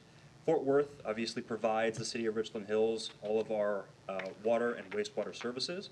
And in accordance with that contract, the city of Fort Worth gets to essentially establish exactly what those impact fees are going to look like for any new development in their community, but as well as our community. So that means we have to be reactive to the changes that Fort Worth is making. The last change they made was in 2022, I believe, at the end. And so then we can see the last change that we made was in 2023 in March. And that was when we adopted our last round of impact fees. It's really important to note, as kind of just a helpful piece of information, whenever a city wants to reassess or essentially adopt new impact fees, the Texas Local Government Code requires that they go through a very kind of long-term impact fee analysis study. And that study's not cheap, it's relatively expensive. And you essentially will hire out a third party, or unless you have a robust enough public works or engineering staff, they can do a study that will utilize a handful of items in your community to determine how much you can raise those impact fees. Well, the reason we're having this conversation right now is because in 2025, Fort Worth did do another study. And as a result of that, they've recently now adopted new impact fees, and they did it interestingly in a kind of phased approach. And so the first effect took place in October 1st, 2025, and now there's an additional adjustment that's scheduled for October 1st, 2026. So this is actually our current impact fees. This is what we adopted in 2023, shortly after Fort Worth adopted their new impacts. Now, kind of background continued, when establishing new rates, not only Fort Worth, but any city, during that impact fee study, they must base their new water impact fees on capital improvement plans and land use assumptions. Most specifically, projected growth related to infrastructure costs and existing service capacity. And so when Fort Worth did this impact fee study, obviously they see a horizon full of a lot of new development and a lot of impacts to their infrastructure. And so they determined that a relatively substantial increase was warranted. And so those two rates that I mentioned previously were adopted in order to kind of phase in the increase in collection over a 2-year period rather than just coming forward with one larger increase. And this table here on the screen, it kind of shows that breakdown for what was going to be adopted for October 1st, and then what will be adopted on October 1st, 2026 for Fort Worth. Now, because we are essentially reactive to what Fort Worth does, staff and the city attorney have reviewed the current impact fees situation and proposed the following, which is really a copy and paste of what Fort Worth's impacts are. And this is what our ordinance will look like in the future. Obviously, this is not a discussion regarding our ordinance. This is more of a conversation to inform council of what's going on and also receive any direction or questions that you might have about this and bring that forward to you at a later date. So you can see this is what we're proposing in the future. It'll look like essentially a year one impact fee table, which will be effective from October 1st, 2025 to September 30th, 2026. And then we have a second phase, which will be effective October 1st, 2026, and will remain effective until, of course, Fort Worth decides that they are going to do another impact fee analysis and likely increase their fees at that point again. We can see that usually this happens at anywhere from a 3 to 5 year kind of timeline. What are some considerations that we need to kind of keep in mind as Richland Hills? And that is that we are predominantly built out with very minimal kind of projected new growth and limited new infrastructure demands in the future.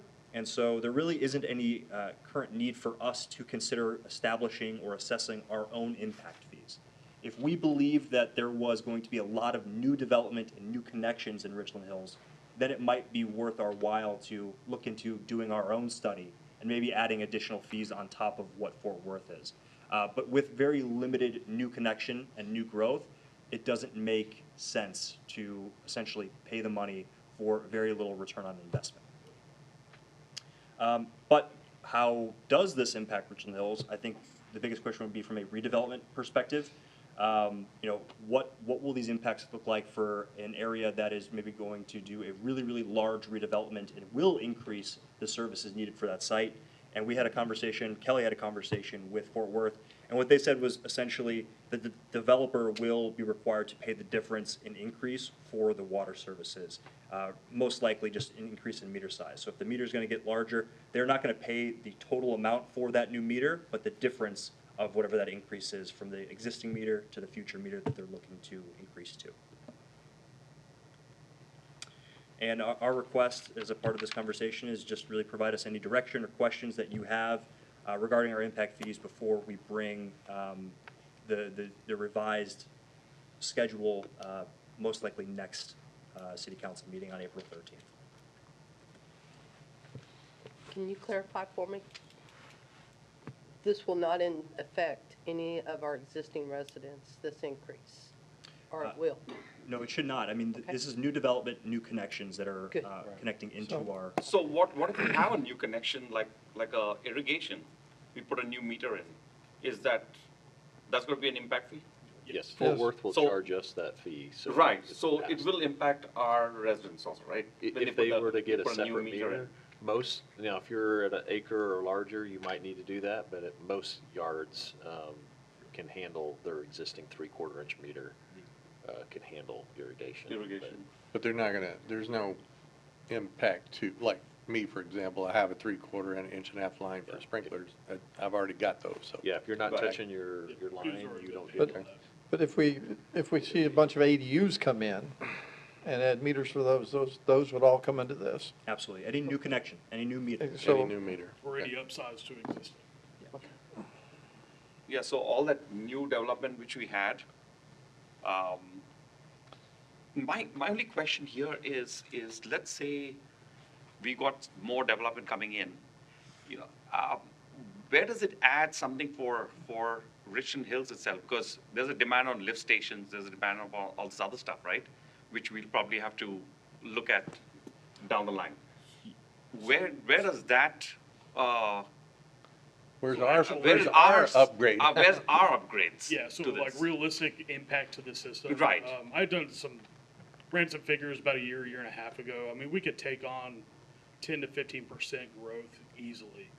Whereas any undeveloped land, it looked like it was around 3%. And that's just talking population growth. And to add to that, that's what really kind of spurred a lot of the research that we were doing into this, and that we kind of recognized that, you know, we are purchasing a certain percentage of Fort Worth, but there is also a percentage of our infrastructure that we're utilizing that is being impacted by this. And it begged the question, what is the additional revenue source the city is getting on top of this, so it's not just a pass-through fee essentially. And so we did a lot of digging, spoke with a lot of different individuals to see what things we could do in order to come up with a formula that, you know, I guess calculates the impact that we are taking on. And at the end of the day, the final determination according to state law is that in order to add any additional costs or additional fees on top of what we already have with Fort Worth, we have to go through that impact fee analysis study. So we were seeing averages of around 150,000 just for the study. For the study. For the study Okay, alone. so, yeah, so, To reach that. Which is more than the fees would be for any new development we could That have was, in the city. that was the outcome that we came to. Yeah. So we get 65% of our supply from Fort Worth. Yeah, I ran the math from 2025. It looked like we produced 33% of our own. Okay. So how does this compare if we were 100% from Fort Worth? Would it be the same amount? It would be the exact same amount. It would be, Yes, even though we produce our own water. that's Yeah, because correct. we were consuming 100% of the That doesn't water seem Fort fair. Worth we're purchasing, so. So I had a conversation with a handful of different individuals. If we want to add on, we can change this fee schedule essentially, but we have to go through an impact fee study and analysis to determine that 30%, that 35%, what is the legal amount that we can increase it by? And in order to make that determination of exactly how much more money we should be adding on top of this, from the 60% to the 30% of our impact, we have to spend the money for an analysis to make those. So if you reverse it and we had 65% Wells and 35% Fort Worth, we're still going to pay the same amount. It would depend on the contract at that point, I Okay. think, but Yeah. I think the bottom line is it's only impacting new development. That's right. yes, I think we're in a weird situation here where it's only new development. We don't have a lot of opportunities for new development. Right. And the cost for an impact study Is is more than the cost of these We impact did fees would ask, be. I called around to our neighboring cities, kind of get an idea as to what everyone else is doing. Yeah, They're doing exactly this, basically just covering the pass-through rate. yeah. Okay. Yeah. So we have a contract with Fort Worth, right? Yes. Which we have to sign every so often. yes. Well, that's a good question. I would like to look into that more. This could be a larger contract that Fort Worth has with essentially all of the people all the cities that they're providing to, which is a lot. Right, because there are changes, right? So did we factor in, like, there's an SB 14 bill which just passed and which is from January 1st of 2026. We have to provide credit to or issue back credit to developers who have I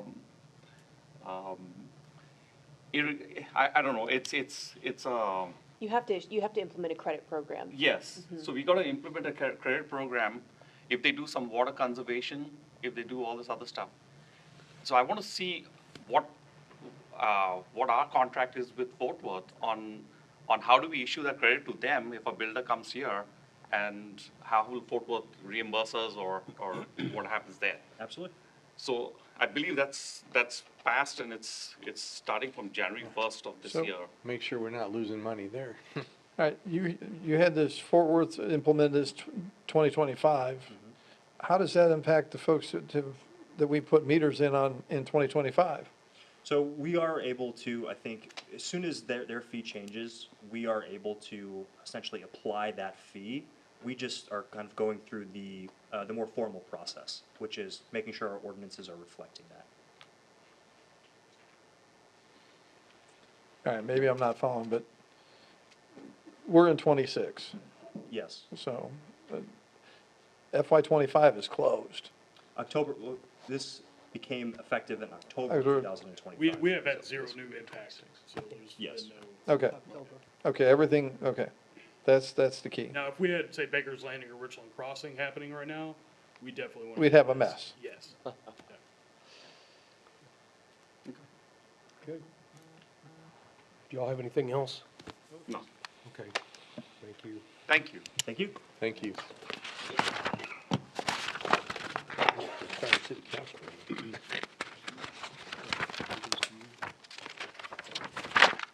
So, Mayor, that item will come back as a future action item, just like item A. So we'll bring that. JP mentioned the 13th. We may do that on the 23rd, so we have time to put together drainage fee, a couple more research topics that we talked about from the water, sewer, water, and wastewater rates. So we plan to bring that likely on April 27th to the city council. Good deal. All right, item D. Are there any items that anybody needs to discuss on the agenda before we get started? We'll just wait till the regular session for those items. Yep. I think that's the best answer. Pursuant to the Open Meetings Act, Chapter 551, Texas Government Code, Section 551072, executive session may be held under these exceptions at any time during the meeting. That a need arises for the city council to seek advice from the city attorney as to the posted subject matter of this city council meeting. Item 1, Section 551072, land acquisition.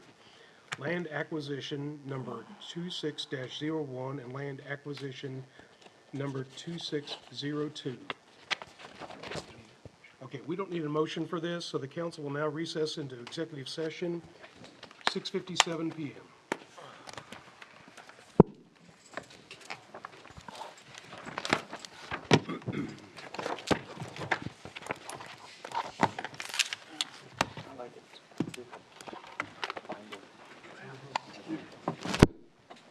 Just needs bigger room.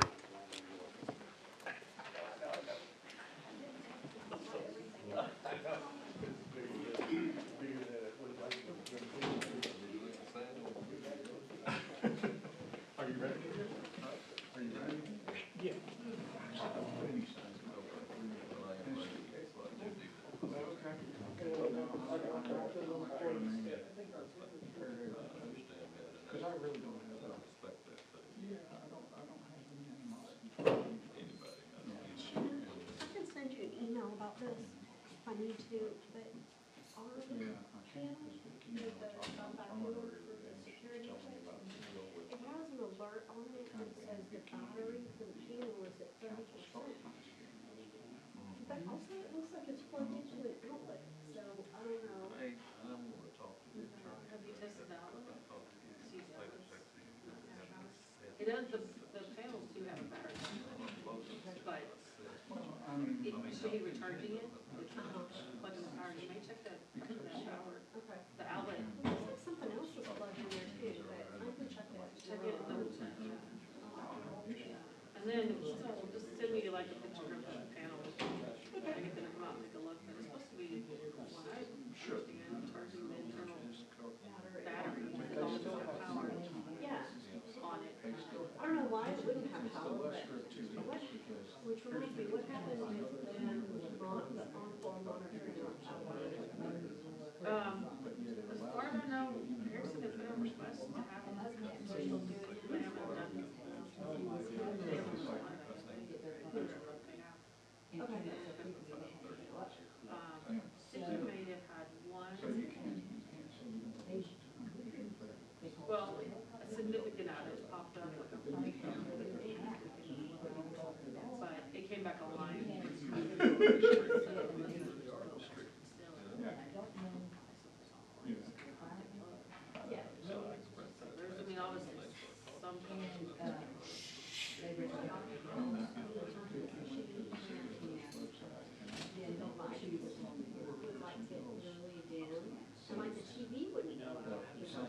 lights get angry and then go black, and then come back on. And it was happening in our next door neighbor's house too, because I was like, okay, good, because otherwise I'd be like, is this place on? But our neighbor. And then he came out and checked the lines and stuff.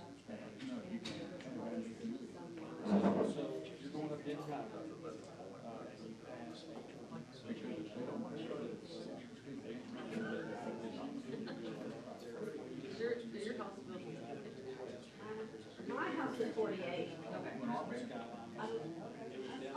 Sometimes.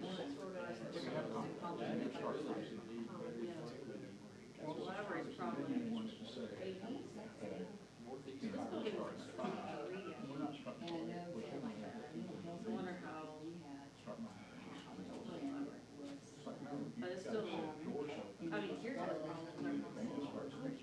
Like, I think before Lisa was there, that other lady, she plugged in some heater, like a little floor heater, and everything on that side of the building. So, the kids, like, maxed out power,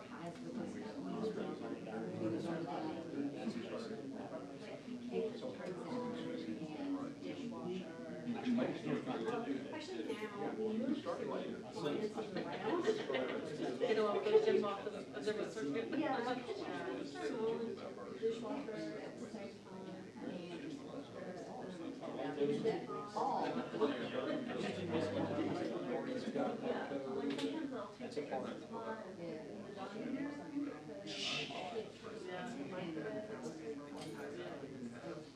Yeah, we have a newer house, but we have the dishwasher and the refrigerator and the microwave all running in the same house. They did have to switch out the breakers. The house was built with like, breakers. What year is your house? 19. We do some kind of it's about place everything on the right now. We've replaced So, yeah. But we've gone back to the last time. They're working on getting gates put in for the flooding on the end of our street. So I'm glad that.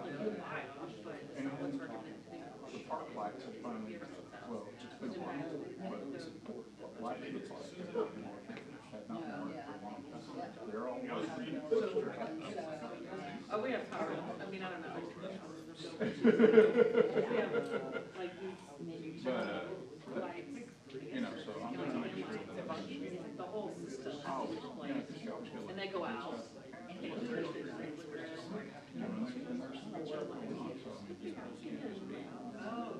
And I haven't been able to come down to these, things are a little bit more restrictive, so. But when Ricky told me about this, fortunately, my wife, I don't never know what day of the week I was gonna have off until like 2 weeks before. And she had Monday off, so she was able to stay home. I'm used to it.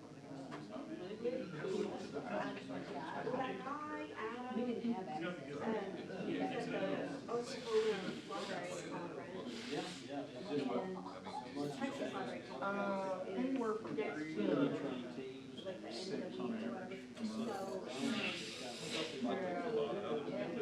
Well, luckily, we kind of moved ourselves into an area where we don't have to get out and gone, so it's 2 or 3 weeks that we're scraping, pennies.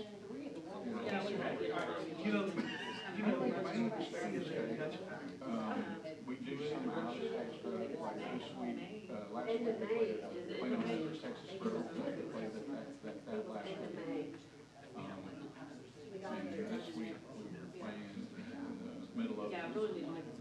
and then Glen Rose on the middle of Friday, Glen Rose on Saturday. Park and Wine Festival. So we do a lot of municipal service type, public events. And we got one show coming up, I can't remember when it is, Doritos is next. Beer Money Festival. But we just go up there for a day.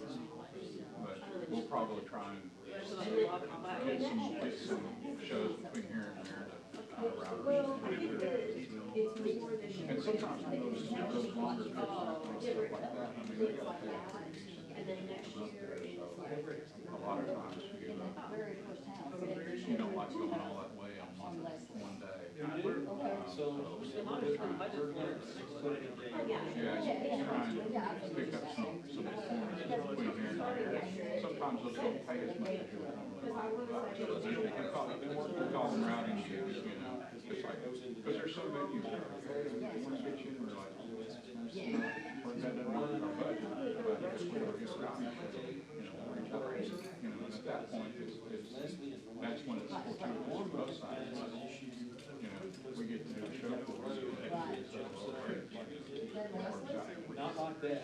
It's not as bad as normal. We think we should so yeah, it just depends on what happens right here. You know, we do a lot of fundraisers. But mainly here in the North Texas area. It's an outdoor venue called Union 28, and it's really kind of cool looking. It's a family-friendly venue, and it almost looks like you're across between Meehan and Red River, New Mexico, and Hill Country, Texas. It's got these log cabin-y looking buildings, and there's a big outdoor stage, and it's got kind of all kinds of lawn games for the kids, you know, pickleball, stuff like that, swing. That's the other thing, we like to do a lot of, To answer your question, family friendly, we're not, police or fire has. you know, of course, when the band started out, we were doing a lot, you know, you gotta go play a bar, and start at 10 o'clock at night, get home at 3 o'clock in the morning, kind of deal. Of course, you know, that's what you do when you're trying to get established. Over the years, you're kind of, yeah, so now we're to the point to where most of our shows, you know, we go set up, we do a straight 90-minute performance, like what you call concert format, 90-minute performance, and you're done,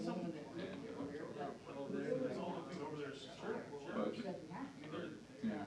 But Dave and I call on the band, talk to the accordion player tonight, call on the band, and talk to them about it. It's like, man, maybe we can work something out. Since you're, you know, and I know we can. But a lot of, you know, we do have to work. You know, the guys that, I hate to say the guys that work for us, they don't work for us, they work with us. And that's a different dynamic about being in a band when you own it.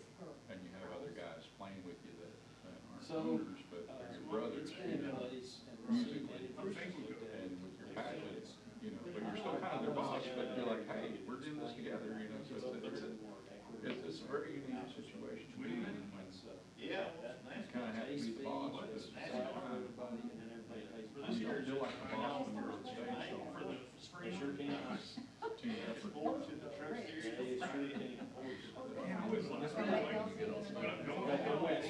Yeah, of course it is, yeah. And unfortunately, you know, we have to work there. It's not much work. But it's kind of like. I've been in other bands where I haven't. It's pretty nice. It comes from VIP. One of the quote employees. The boss had to be very, you know, it's a juggling thing. Trying to keep the morale up, camaraderie up, but at the same time having to sometimes say, hey, man, this can't happen here. No, I didn't realize it was going on. And I was wondering why there were so many Right, people. yeah, there's some of that, you know, but fortunately, right now, everybody loves it.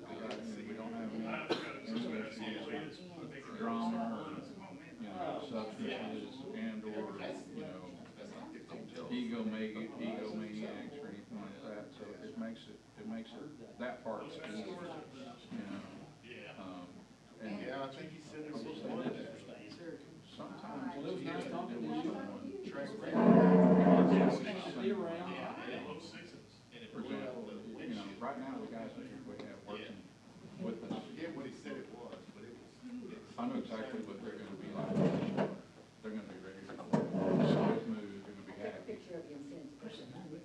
You know, and then sometimes when he's jaded, he's tired of it, it's just a job. But he still performs, he still does a great job on stage. No, I don't know. You may have one again. But it's one thing at a time, you know.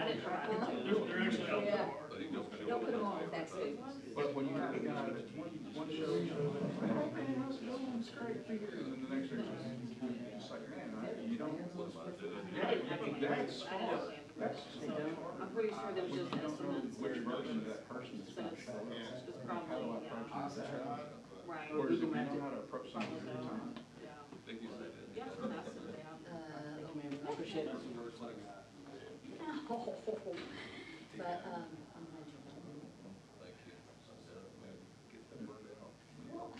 you have signs? You can put one in my house. Across the street from John. Across the street from me, right in front of Leslie and Leslie. You know where the park is? Well, I've got a. He's on the corner? And I'm on the other corner. I got the well in my yard, she's got the house across the street.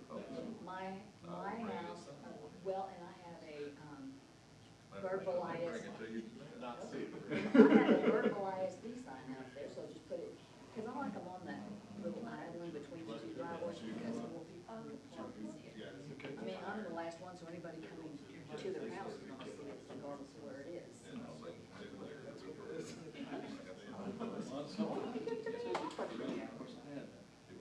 Give it to me, I'll put it. It's not illegal. Okay. So, Next year, man, don't hesitate.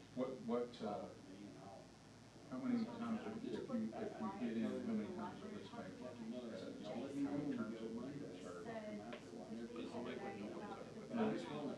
So how many, is there a limit on how many times? It was just getting lay out a year. Okay. And that's, is there a consecutive limit? Right. Yeah, when they did the complex. And then you do 9 more consecutive? Yeah. Oh, wow. So the limit is 9 consecutive when you get lay out a year. Well, I think John will be ready. Maybe, I don't know, with everything going on with me right now. You never know.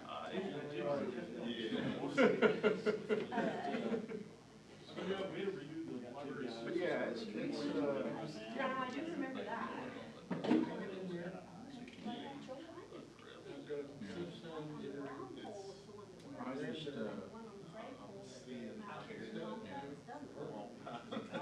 I enjoy what I do, but at the same time, it's, yeah, and again, when you're trying to self-contained and self-managed, there's a lot of things you like, because you don't have to manage someone else, managing you, or so to speak, or manage the manager. Sometimes it just adds an extra person to the deal that you're having to tell what to do, and it's like, well, if I can do it, why should I have to tell someone else to do it? But at the same time, it's sometimes like, man, I wish I had to. So, it's a trade-off. But like I said, we stay busy in there. One of the restrictions we're dealing with right now is the fact that I got to be home, take care of mom so much. So well, when I have to go out of town, or even if I don't have to go out of town, that's, yeah, my grandson lives with us. So a lot of times, and he's not someone who likes to go out all the time, he stays home all the time. Yeah, so he'll help out. Yeah. He lives, he's 26, so he's good.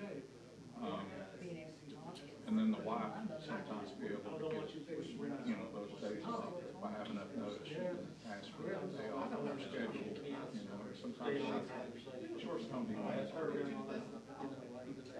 And, no, she used to work at American Airlines. She worked there for 35 years, and in 2024, she got laid off after that. And this was so weird. When she first started working there, or not when she first started working, she ended up in a department back in the day that was called the Booting and Spoolery. And with the Booting and Spoolery, the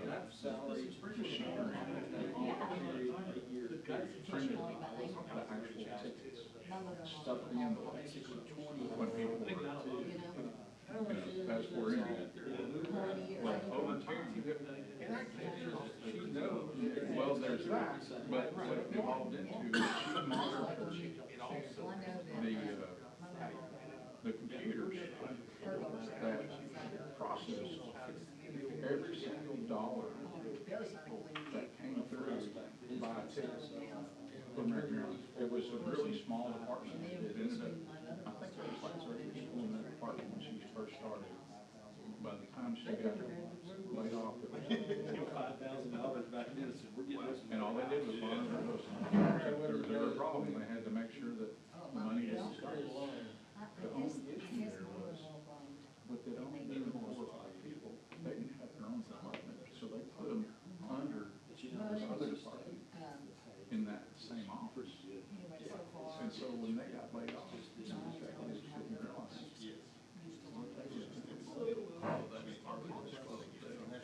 Yeah, so, I mean, and a lot of with AI and stuff, well, yeah, they can probably, they can, get things transitioned to different type of systems, but at the same time, they didn't have anybody there to do what was going on during the transition. Like I got one forged, there's two mergers. One of them was McDonnell Douglas and Boeing. When McDonnell Douglas and Boeing, Boeing was a more stable company as far as because they were run by engineers. McDonnell Douglas was run by accountants. And so, and really, McDonnell Douglas was failing. Boeing and then merged because McDonnell Douglas was failing. And then they took McDonnell Douglas people. And that's why Boeing's plane is low. American Airlines, US Airways, same thing. US Airways was failing. They merged. US Airways.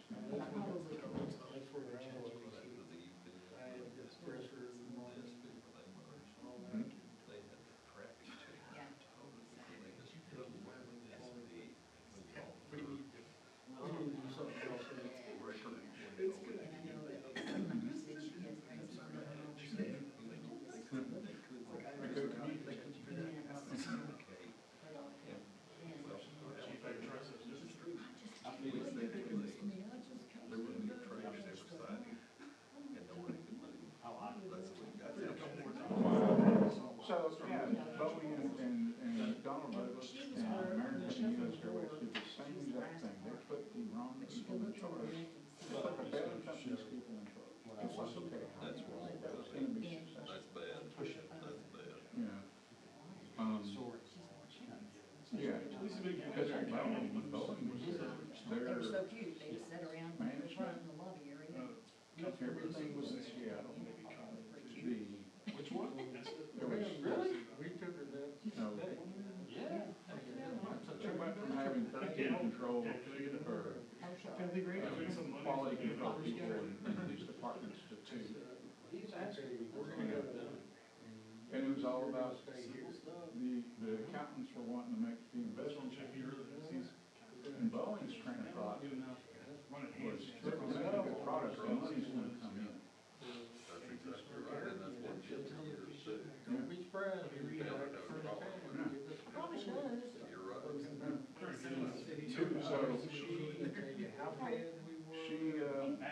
You go to yoga with me and took a few months off and was able to fully retire. lifting heavy is supposed to be And good then for you. went back to work for Home Depot. I went to work for Home Depot, and she's been there for. When we get you in to pick up, So she's close. carry a hay bale, But the main reason she had to go my back to car, work is because of mine back now. to the back of the I've got pasture. some health conditions now. Insurance, take care of these chronic conditions I have. If it hadn't been for her, I'd probably be in very well. So, yeah, I'm on the day for her beyond. So,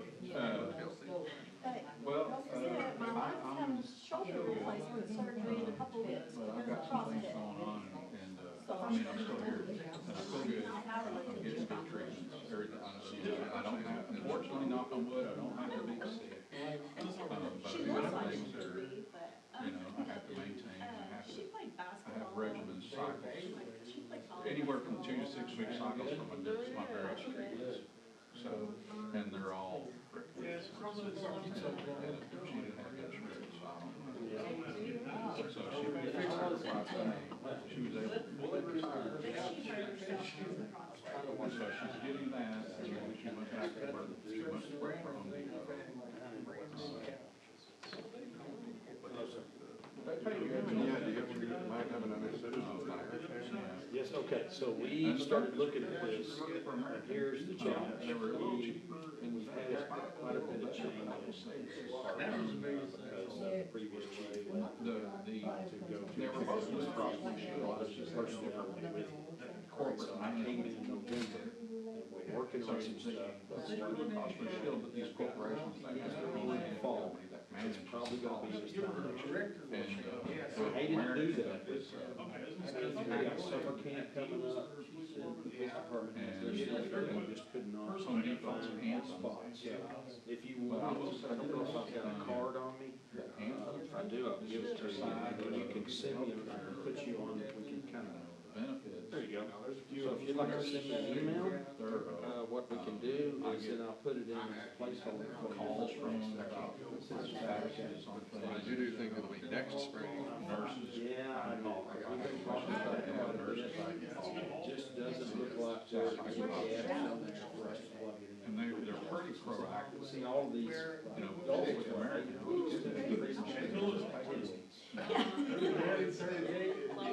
Oh, 12.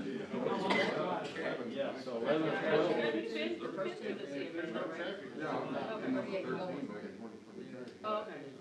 They were less experienced. 11, 12 weeks, and then the kids camp, it just gutted it, there was just not a place to plug it. Normally, we'd be doing one right now, but, kind of walked into.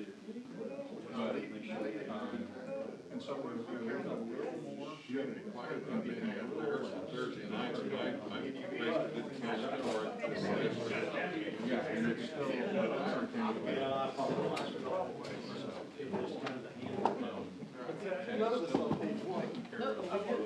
What we just signed? Yeah, I know. one thing they did.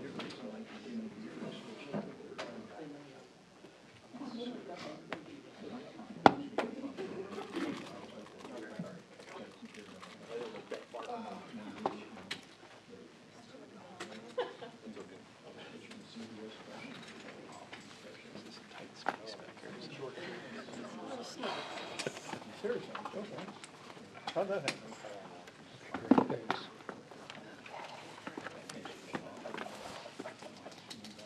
All right, let's see.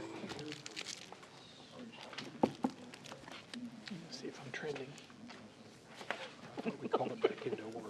Yeah, right. Darn it. Well, that's it. Okay, we don't have to.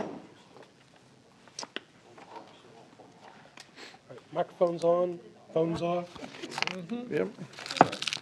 All right, I We're all call this good. meeting to order for the Richland Hills City Council for March 23rd, 2026. And our first order of business is going to be the invocation and pledges of allegiance to the United States and Texas flags by Councilman Malone. Bow your heads, please.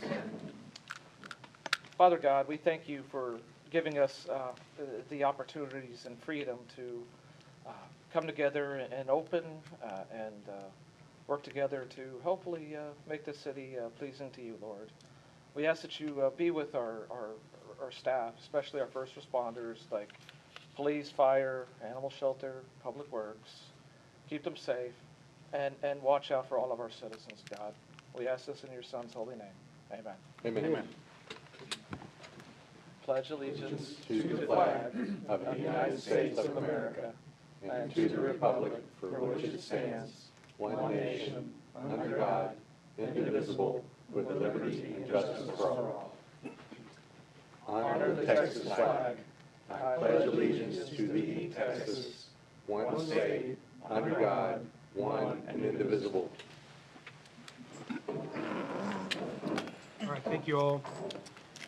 Next item is going to be presentations and community interest items. Citizens in attendance at the meeting who have signed a card to speak to the city council will also be heard at this time in compliance with the Texas Open Meetings Act. Unless the subject matter of the presentation is on the agenda, the city staff and city council members are prevented from discussion of the subject and may respond only with statements of factual information for existing city policy. Citizens will have 3 minutes to address city council. Public comment will not be taken on items that the city council has previously considered in a public hearing. Mrs. Boyd gave me 2 cards for tonight. It looks like we have John Garza and Vicki Hamilton. Whichever one of you wants to come up first. Tell us your name and your address, please. It's Vicki Hamilton, and I live at 7905 Leslie Drive, and I've lived there for 48 years. So there's not anything on the meeting about the meeting. The only thing I question is, which really didn't participate to tonight, regular session to begin immediately following executive session. So if the executive session started at 5:30 and only went 30 minutes, then that means your regular session would start at 6. What citizen would know that? I mean, you were voted by the citizens, and so it needs to be published. And for 48 years, I've been on a couple of boards and was real active, and it's always been 7 o'clock. And it was 7 o'clock published in January and in February. I don't know what changed in March to where all of a sudden now it's afterwards. And if you look at your January and February meeting, you had a work, you had something in a time at 6, but you had no work session. So when would that have started? And then your public meeting tonight, or work session, was 5:30. So if that would have been 30 minutes, when would this regular meeting start? And what if there was something on the agenda that the citizens really wanted to discuss? They would have missed it because you started it early. And so I went on to the other cities' websites, and Hearst has theirs published, and they do start earlier. Now, I totally understand wanting to start earlier because this thing is carried on tonight. But then on North Richland Hills, there says about the same thing. It says the meeting will start, the executive sessions, or the, whatever you call it, the work session, will start at 5:30, and the same verbiage, the regular meeting immediately follows the executive session, but no earlier than 7 p.m.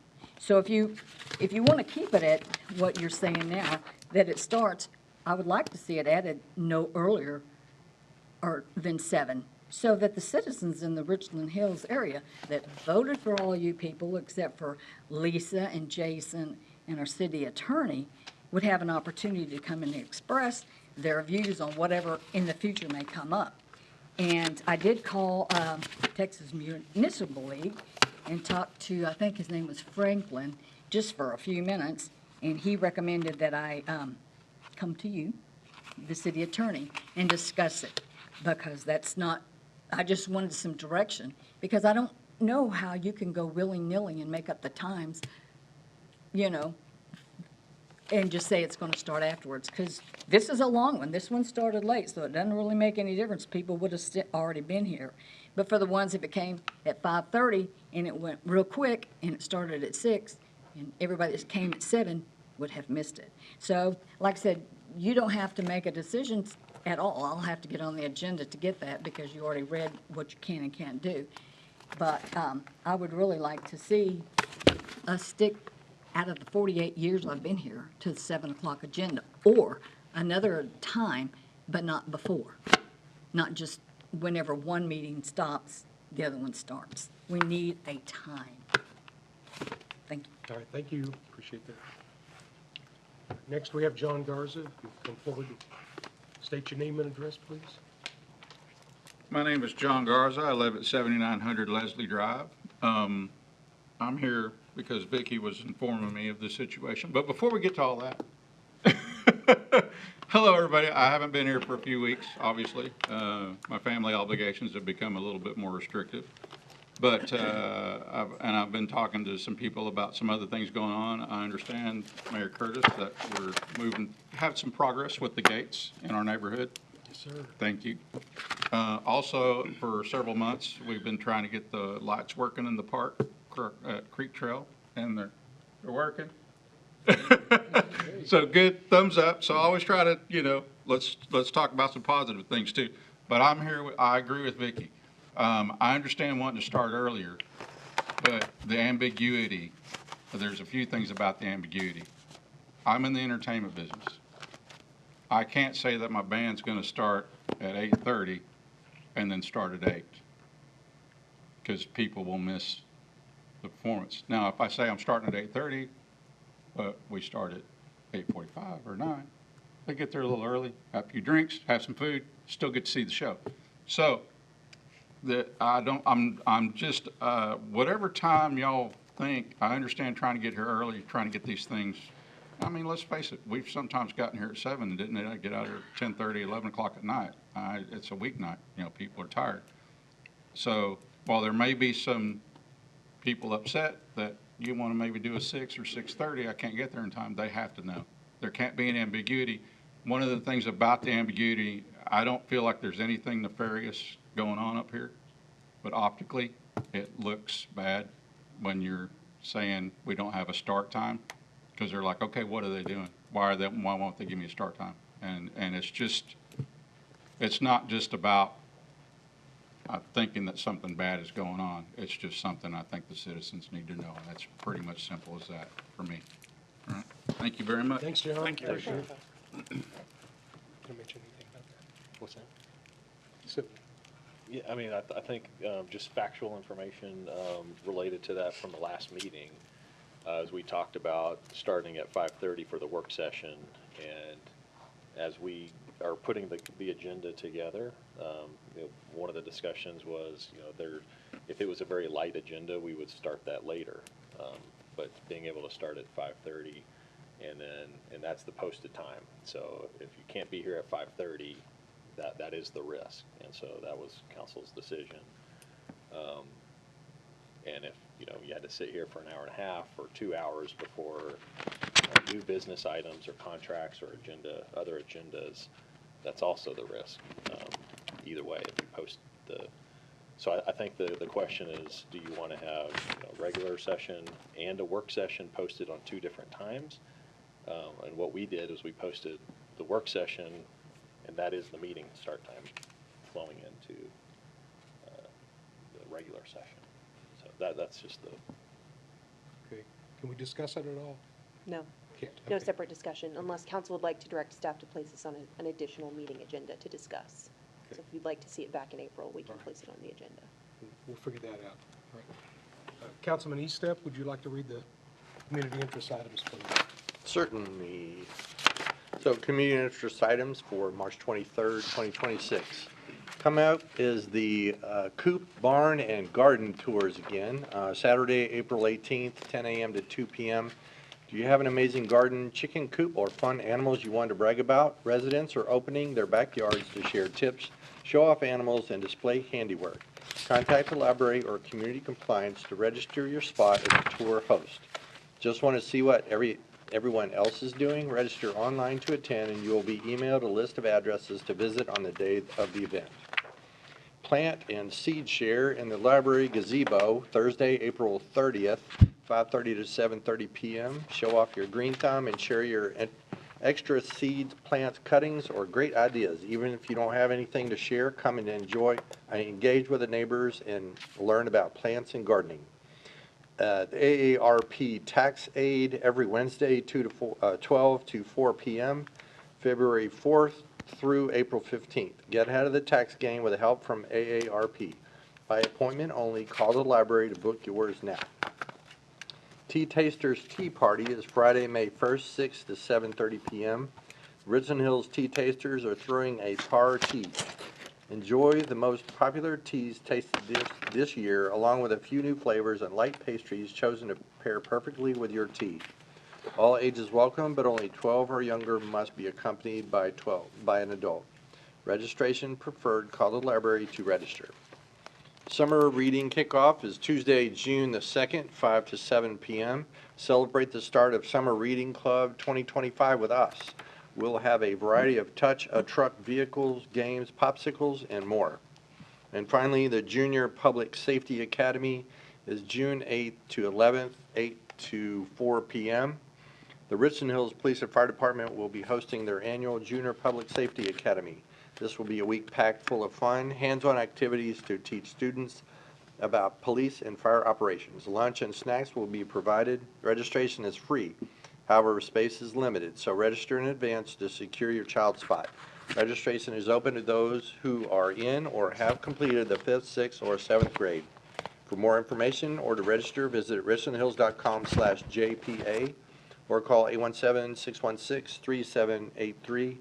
And I'm going to throw in one custom one. This weekend is the Easter egg hunt on Saturday. I don't have a time for that, but. That's actually an next item. Is it? Oh, okay, gotcha. Never mind. All right, That's thanks, it. GW. Yep, thanks. All right, next we have a presentation of the 5-year service award to Police Lieutenant Adam Atterbury, and I believe he's in the room tonight, so we're not going to roast you, but we're going to talk about you a little bit. so. Mayor, can I do one real quick on the Sure, report section? I'm sorry. Okay, yeah. Just while we're still under the reports, real quick, the audit. So you hired a third-party auditor, Yep, George yep. Morgan Sneed. State law requires that the audit be completed and filed with the city secretary's office by, or within 180 days of the end of the fiscal year. So that's March 29th.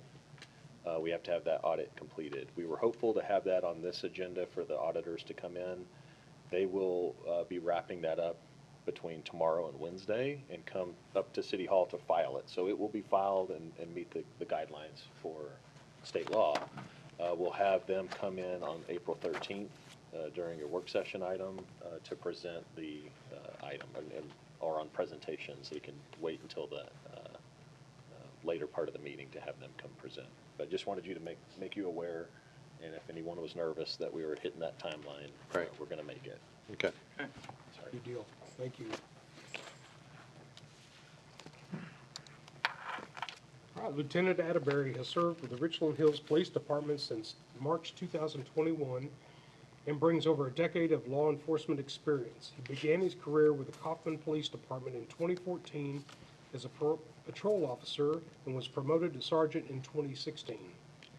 In 2024, Lieutenant Atterbury received the Chief's Unit Award for his leadership in managing the department's field training program.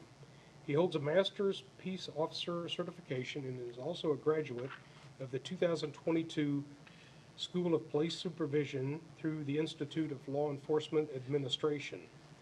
Within the department, he serves as a field training coordinator and as an instructor for Alert, CRACE, and the Citizens Police Academy. Lieutenant Atterbury graduated from Navarro College's Basic Peace Officer program and holds an associate degree from Tarrant County College. He is currently pursuing a bachelor's degree in criminal justice administration at Tarleton State University and is expected to graduate in 2026.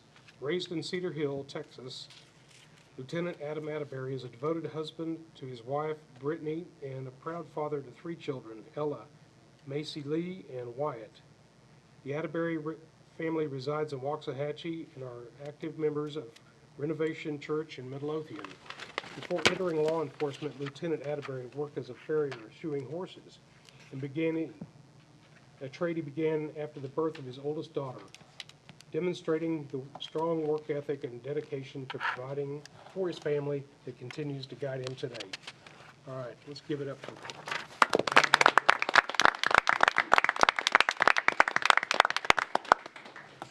Come on up, Adam. We're going to get a picture.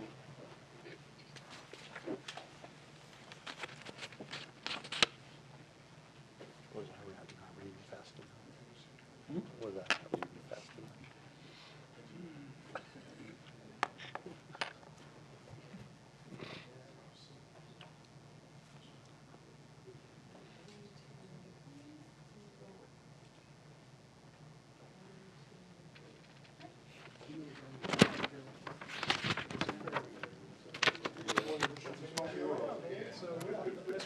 It's a small world.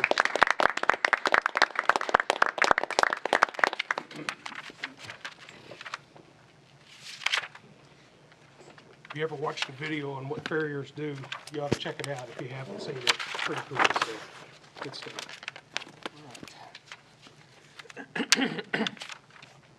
Next, Eric, please tell us more about the 2026 Easter celebration.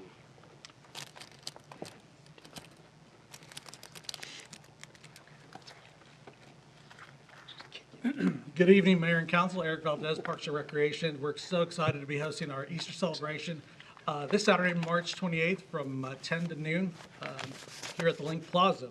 We've got a lot of activities scheduled for families. We've got 4 different egg hunts, visit by the Easter Bunny, a petting zoo, train rides, arts and crafts, games, and we also have a pretty big children's market that's scheduled to be out there. Our egg hunt times start at 10:30 for kids 3 and under, 10:45 for ages 4 to 6, 11:15 for ages 7 to 9, and finally we wrap up at 11:30 for kids 10 to 12. We're encouraging everybody to join us, and they can register in person at the link or go to thelinkrec.com for more information. And finally, we can't do this without your support, but also the support of our community spirit sponsors. So big shout out to Raising Cane's, Buyers Barricade, and then finally, our parking lot sponsors. They help us out quite a bit with all the traffic around here. So Faith Creek Church, Richland Hills Baptist Church, Rancho, and Lone Star Fire Sprinkler LLC. With that, any questions? What do they got to register for? So we try to track people that participate in our events. So what that does for us, it gives us names, phone numbers, and emails. So if we want to market memberships or rentals, we can do that at a zero cost. But it's not required. It's not a requirement. It's just suggested. Yes. Okay. And also, I left a packet for you guys in your folders there, the white envelope with parking information. Anything else? I was gonna say, it just kinda helps us plan for how many people are gonna be here, and we know how many eggs to buy and Yes, all that sir. other stuff. All right, thank you. Thank you. Thanks, Eric. Appreciate it. All right, item 4 is reports and discussions, and Jason has already discussed that item about the city's audit. So we'll move on to the consent agenda. All items listed below are considered to be routine by the city council and will be enacted with one motion. There will be no separate discussion of the items unless a city council member or citizen so requests, in which event the item will be removed from the consent agenda and considered in its normal sequence. Approval of the consent agenda authorizes the city manager to implement each item in accordance with city staff recommendations.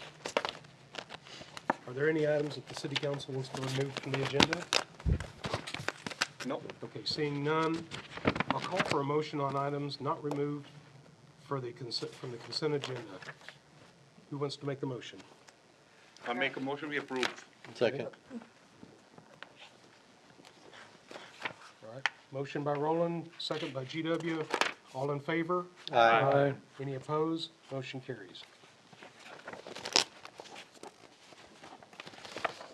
Since we have no public hearings tonight, I'll move on to the new business. Item 7, the first item A is consideration of ordinance 1538-26, amending Chapter 18 businesses of the Code of Ordinances of the City of Richland Hills, Texas by amending subsection 18-636, permit application process of Article 8, short-term rental registration to simplify the registration process for short-term rentals. Chief Lee, you're here to present to us. Thank you. Thank you, Mayor, City Council, KPK Development Services. I'm sure as many of you remember, in December of 2024, Richland Hills adopted Ordinance 151624, which established a registration program for short-term rentals. This ordinance that we adopted in 2024 established a registration and permitting process with specific application requirements, which were to then be administered by the Development Services Department. So for the last year or so, city staff has been dealing with a lot of operators and owners of short-term rentals in the community. And we have received some feedback, and one of the most common themes of that feedback was regarding the liability insurance requirement. And so, after kind of having multiple conversations with a lot of different short-term rental operators, we made it very clear that they felt as if this requirement was cumbersome and difficult to obtain that specific coverage levels that were provided within our policy. we decided to propose an amendment to the short-term rental policy, which is in front of you here today, which is essentially going to remove that liability insurance submittal requirement from that policy. And as a part of this process, we are also amending a handful of enforcement and penalty-related language that when the city attorney's office was reviewing it, they recognized that there could be some improvements on those fronts as well. So here is the liability insurance language specifically that we're removing. That's obviously in red. But our application or our policy essentially states that any owner or operator who wishes to offer his or her residential premises as a short-term rental must submit an application. And along with that application, there's a handful of information that we request, most of it being contact information, but then specific materials as well. And so those are listed on the right side of the screen. A statement from the owner or operator that they're going to comply with this policy, a formal acknowledgement of proof of registration, and acknowledgement that they're going to pay the hotel occupancy tax, current tax certificates indicating that all payments have been made, and then fourth, which you see in red, is what we had in there previously, which required proof of liability insurance that met the following three requirements: that we were named that we were named on the policy as the City of Richland Hills, that there was a minimum liability coverage of $1 million, and that the policy be endorsed to provide the city with a minimum of a 30-day notice cancellation, non-renewal, and/or material change in the policy if they decided to make any changes to it.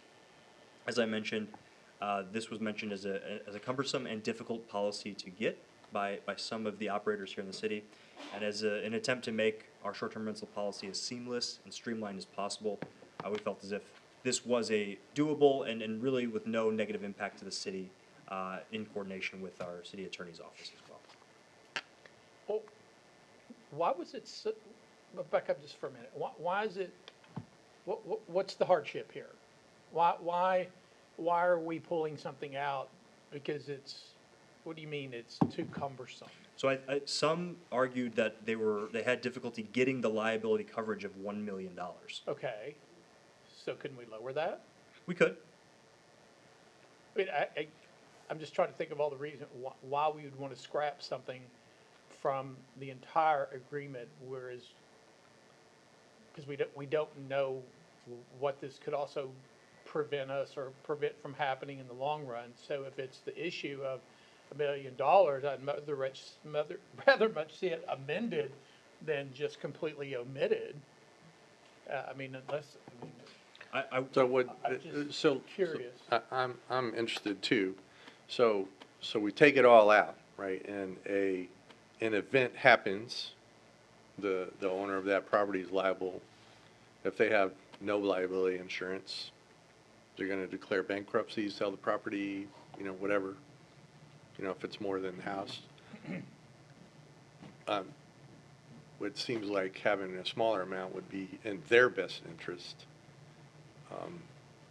Is there any, does any of that fall back on the city if a short-term rental owner, there's an event that causes them, let's say $500,000, and they can't afford it, right? Is the city responsible for backing that up? So I'll answer generally, and then I'll turn it over to Elizabeth. But it would have to be a very, very specific and extreme condition in which there was an egregious violation that we were aware of and purposely did not ensure that it was brought into compliance.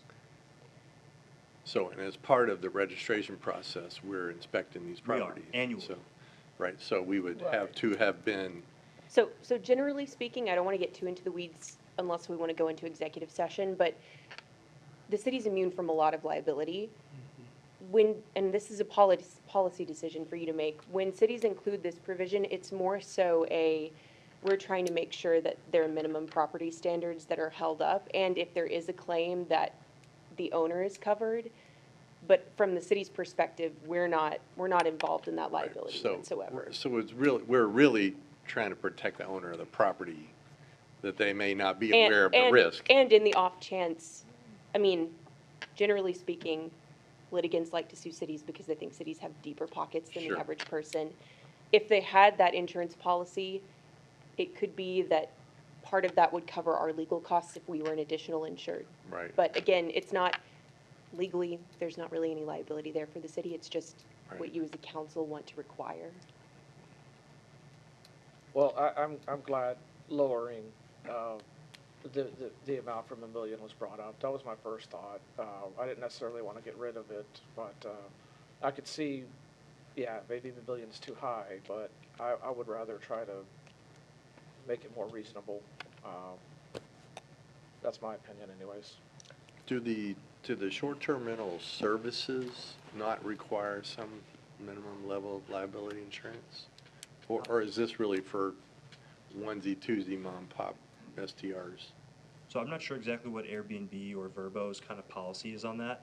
I have seen other short-term rentals policies that other cities have included this, and I think, again, it's kind of just to try to protect the actual operator, the owner of that specific.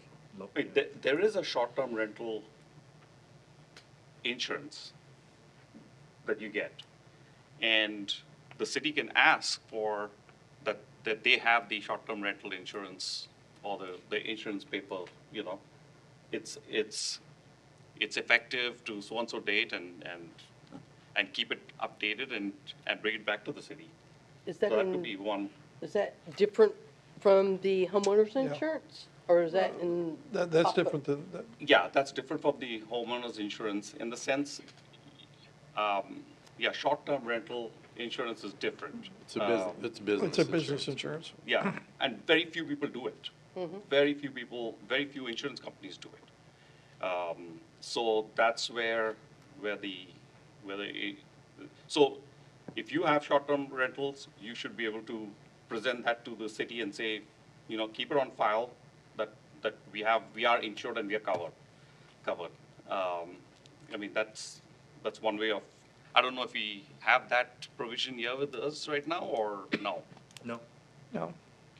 You We can can add include that that to, with the proof of registration. yeah, proof of insurance, like we have for anything else. So it really doesn't matter the amount to us, it would matter for the homeowners short-term, as long as they have short-term liability. You don't want, the term homeowner doesn't really fit here. Okay, I'm so sorry. It's, you know, the short-term rental, Okay, because it is a business. yes, it is, okay. So we just ask them, you have a copy of the insurance, just like a car insurance or something like that, and you present that. I think that's reasonable. Yeah. And not have a dollar amount like Right. what But we they have. they have to show a proof of liability, just like you do with a Right. car. Right. Without a minimum amount, is that what we're saying? Just Most of them have, I mean, you're insuring the house, plus you're insuring the liability of anything that happens, right? So you're talking about, you know, $500,000 to, or more. Yeah. You're not gonna expose yourself by Yeah, not you're not having gonna enough insurance and getting sued and. Correct, Anyway. correct. So, So we need to revise it then, just to say, item number B would be that there should be a policy of, or liability coverage. Period. You know, Yeah. yeah. Just basically, it's But changed. don't eliminate it. No, number 4 would be rewritten Yeah. in a To way say, for them. proof of insurance. Yeah, That's correct. proof of insurance. I like that. Yeah. I like that. Because I have a Do we- feeling do we wanna be there's named? going to be a scenario here that we're not thinking about. There's a reason why this was in here like that, right? And although I don't agree with the million, I'm not so sure that I'd have to be proven wrong before I'd say, you know, that we don't need anything. But, Because almost every liability insurance would be at least $500,000. yeah. I mean, You know. that's why I was trying to understand, in the event that something happens, right?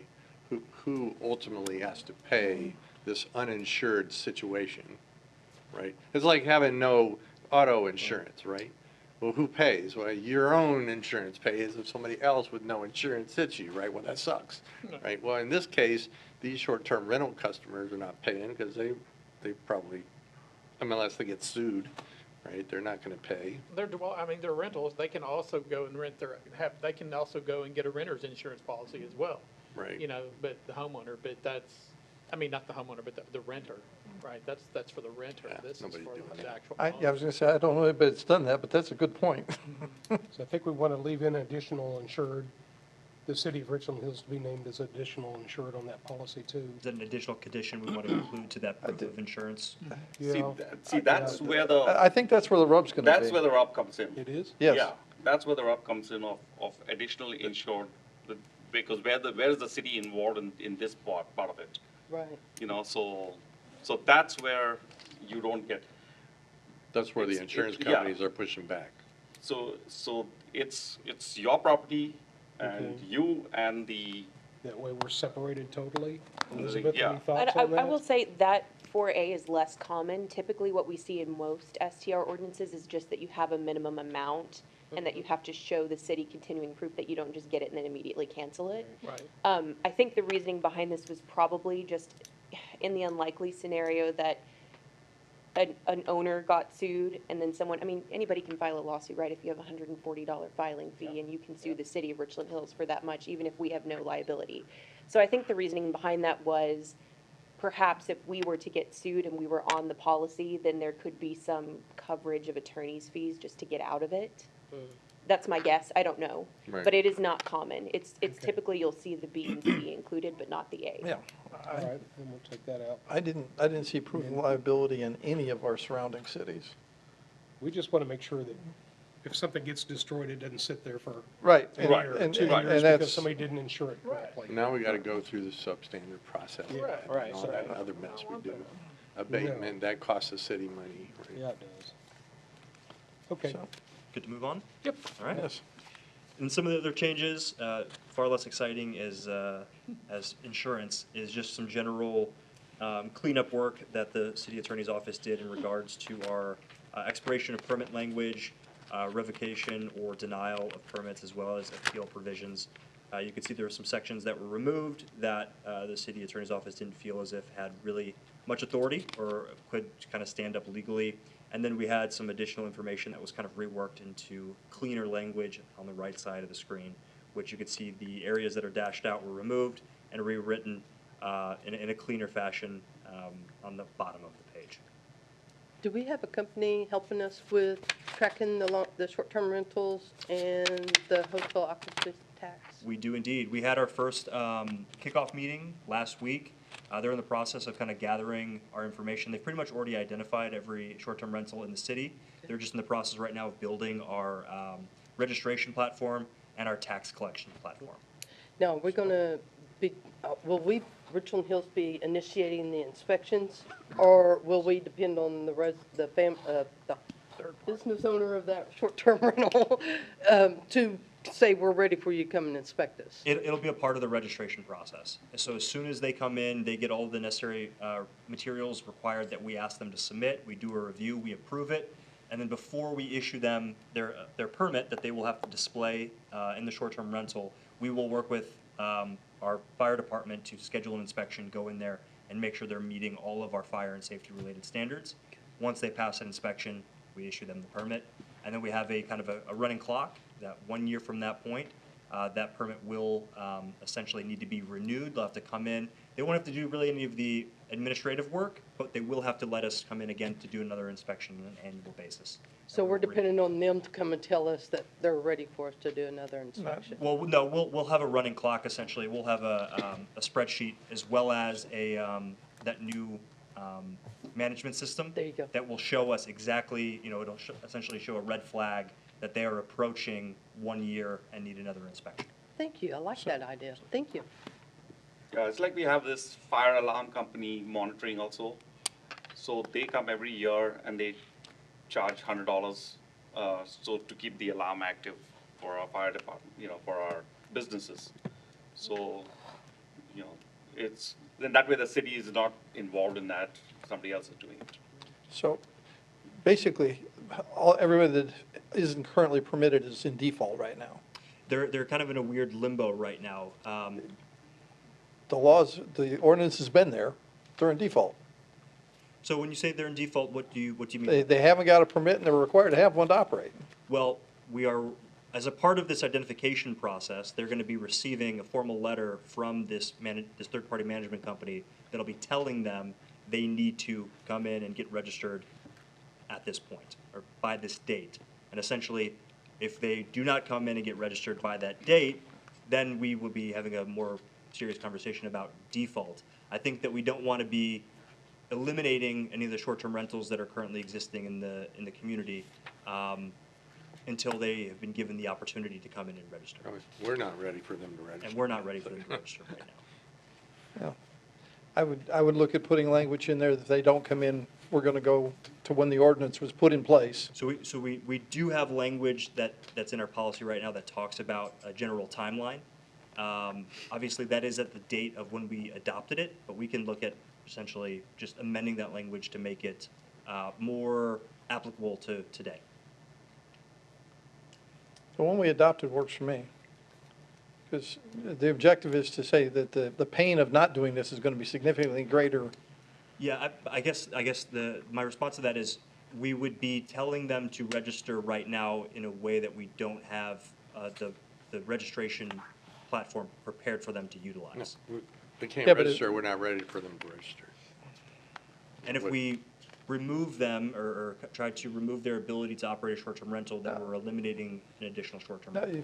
okay, you're gonna have, I assume you're gonna have the platform ready before you send the letter. That's correct. Okay. Yeah. So when you send the letter and it says register now, then, yes.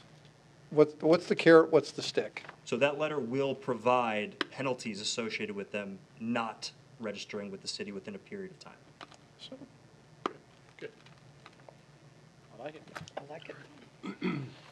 So, So We just can- with the, well, I'm sorry if there's more discussion. With the motion, whoever makes the motion will just want to say with the changes discussed or list out with the changes that JP took down.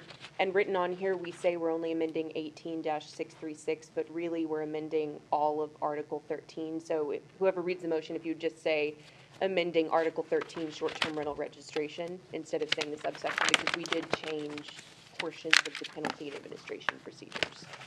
So is this process meaning that this is gonna be something as just updating a portal off of our city website for the registration process, or do they have to actually come in?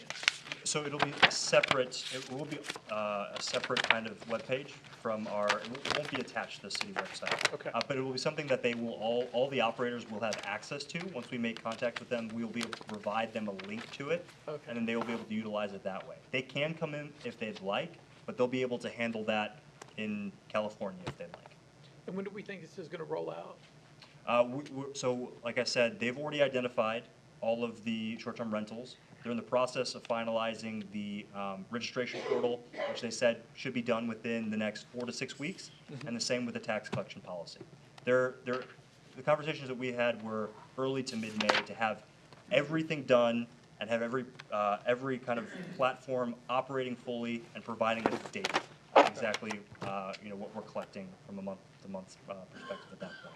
Okay. So you're estimating May, when we will have all that Yes. in one package that, okay. May, yeah, and we actually have another meeting scheduled this week, and so obviously I'm continually getting updates on timelines, and so I will try my best to keep you all updated on what those progress reports look like. Perfect. So JP, can we go ahead and repeat? I want to have it very clear so that Yes. when we're looking at the record, we know exactly what we're amending and what it's going to say. Otherwise, we can table the item and come back on a future agenda with the information, but I think if we generally know what we're ready to say, we can do that now, but do you want to give it a shot of Sure. what you? The motion was, It'll just be Article 13. Article So, 13?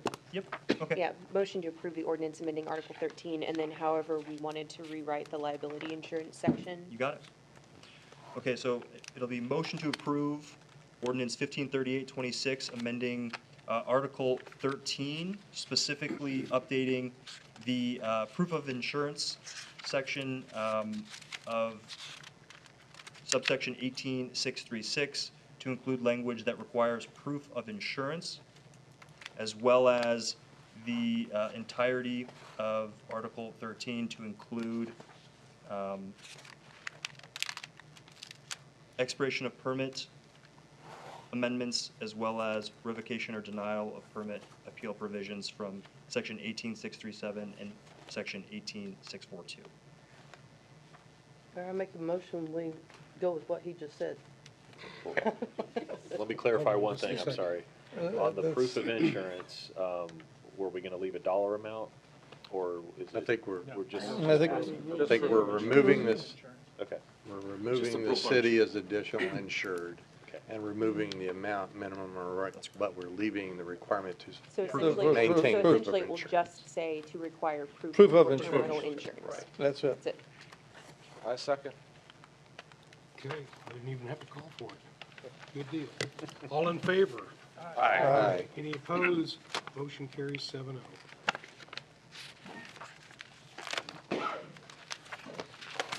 Thanks, JP.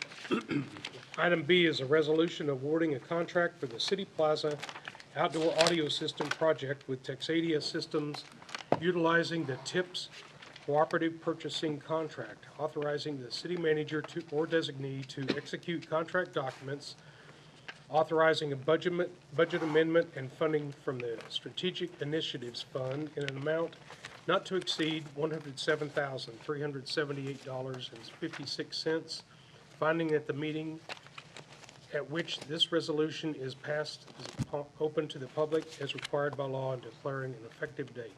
Mr. Valdez, you're here to present. Yes, sir. Eric Valdez, Parks and Recreation, here to go over the Plaza Audio Project. So as you know, the Plaza hosts all the major special events within the city. In my 2 years, we've struggled with kind of the audio portion behind the scenes. I know you guys probably sometimes see it, sometimes we cover it up really well. So it's from bands coming in with improper cabling to the school kids coming in with different types of music and just trying to make it work. On top of that, announcements throughout the plaza are kind of difficult. So we explored a more permanent solution in the plaza, inclusive of the pavilion as well. The permanent solution allows us a couple things. One, background music, kind of ambience throughout the special events. Two, announcements. So we struggle with trying to tell folks that Santa's going to be at the link, or if, God forbid, we have any inclement weather. So trying to get the message from the pavilion all the way over to the link is somewhat difficult. And then finally, amplified sound for the bands. The permanent solution would solve that for us. We're looking at installing some permanent outdoor speakers on top of City Hall, the fire department, and the Link Recreation Center. The pavilion will also get some speakers as well as some minor event lighting. So instead of that harsh light that you see in that slide right there with the white, maybe some colored effects there for the holiday season. We'll have network connected amplifiers throughout the facilities as well as audio network connections throughout the plaza. And then finally, we would like to receive a portable wireless microphone setup so we could roll out there to the pavilion, plug in, and start the festivities. The project cost, base project is $97,616.87. Below that, you'll see the breakdown between equipment, shipping, miscellaneous materials, and finally labor at $27,241.15. We'd like to add a 10% contingency on there for something that maybe something that comes up that we're not planned for. So that's $9,761.69 for the total project cost, including contingency at $107,378.56.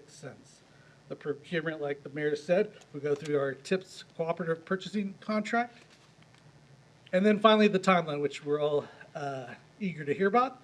It would take about 3 to 4 weeks, depending on when we get the equipment in. The first week and a half would be cabling installation. Another week and a half for speaker installation and audio video equipment installation. And finally, the last 3 to 5 days for programming and system commissioning.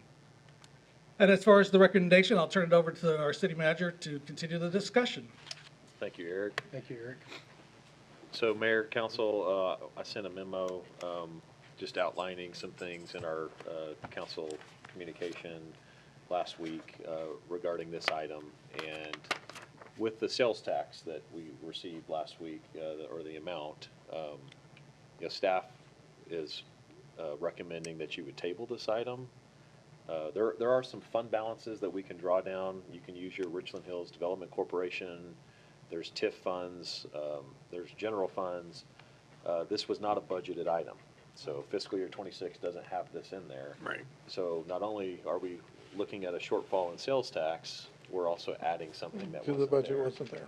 So my recommendation is that let's at least look at having a couple more months of sales tax just to see if we can make any changes from a trajectory standpoint. The reality is if we started this project, if you wanted to approve it tonight, staff's ready to go. We'll implement it and have the contract executed and move forward. It would put you at basically the July 4th event, it would be ready to go. That'd be your Right. first major event. If we were to wait, you'd probably have the October. We could also try to put this into the fiscal year 27 budget. But as we draw down fund balance for these types of projects, that's just a risk that I wouldn't feel comfortable recommending right now. But that's totally up to council if you want to do that. We have funding in those fund balances that we can move over here, but we might be asking to either cut specific things or bring more fund balance into the budget to make sure we're balanced at the end of the year. Can we also look at some grants? There is, I think it was like T-Mobile or some telephone company that started donating money towards the parks and stuff. I don't remember, I just vaguely remember. T-Mobile, hearing- you're correct. We did submit a T-Mobile grant for Rosebud Park for the basketball court out there and potential sand volleyball. We got notification, I think, it was probably a month and a half ago, that we did not receive that grant. But we're out there looking at those grant opportunities for sure. Okay. Yeah, I mean, because maybe even some of our sponsors that we have in the city, ma'am. maybe they might be willing to also donate. Right. Wouldn't be hurt to ask. Yeah, for sure, certainly. Okay. I'm with you. I think this is needed, so Right. don't think we don't, and I see it every time we're out there. I know.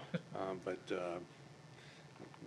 we could shoot ourselves in the foot by spending this We- money, and we need something else more. I think it's probably prudent to keep our powder dry on this right now. That's equivalent to a full-time position. So, Yeah. Well, let's revisit it. speakers. Let's revisit it. We like, can. Right. I think that's But great. let's look at putting it in next year's budget. I I mean, mean, if- yeah, if I things- want this. if I things- really want this, but, so. yeah, we can't buy it right now. Yeah, Right. we got several events in the fall, the Halloween thing, Christmas, New Year's, all that stuff is, if things go well, then we can revisit this and Yep. try to plan for being ready for those. Right, and on our end, we'll work with our vendors, our DJs, and our musical guests to make sure we have amplified speakers. Yeah. Or we'll increase that for sure, Yeah. for this year, for sure. So, curiosity, under this proposal, is the pavilion itself going to be an isolatable section?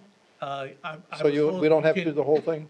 I was told you could isolate all the different speakers, correct? Okay, And so if we one of- were- One of the other things we were looking at doing as well is, if you go to visit the Link, they have the Link radio, possibly kind of pumping that through the plaza throughout the day. It's just kind of a background music. That could be nice. So that'd be nice. But like for Veterans Day and the flags out here, that would, Yes, we sir. could. We can isolate this part. We of could the property. isolate Yes, that. sir. Okay. Very good. Thank you, Eric. Thanks Sir, for all thank your you. hard Thank you. work on that. So, Thanks, Eric. anyway, we'll put it away. So, Eric do has we- got smooth. What? No, his presentations are really smooth. They are? Yeah, I like it. So we do need to officially vote to Yeah, table it? So, do we have a motion to table the item Yeah, indefinitely? Mayor, I'll make the motion that we table this item And second it. until, what? You want Further all- notice. No, we got to table it to a It time. doesn't- It's not a zoning. No, it meeting. says- It doesn't have to be a date certain.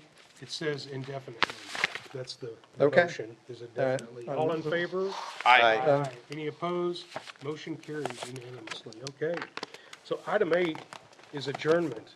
I call this meeting adjourned. Well, we could have been here till 8:45. Hey, I'll double check real quick. hey, Jason, are we required to have a work session? So we can just roll it into a meeting that starts at 5:30 and knock off the work session language? I think that's part of the confusion. Yeah, I mean, I think But- that there's confusion on Unless that. we wanted Yeah. to keep the stuff in it, I mean. We could, I wouldn't, if we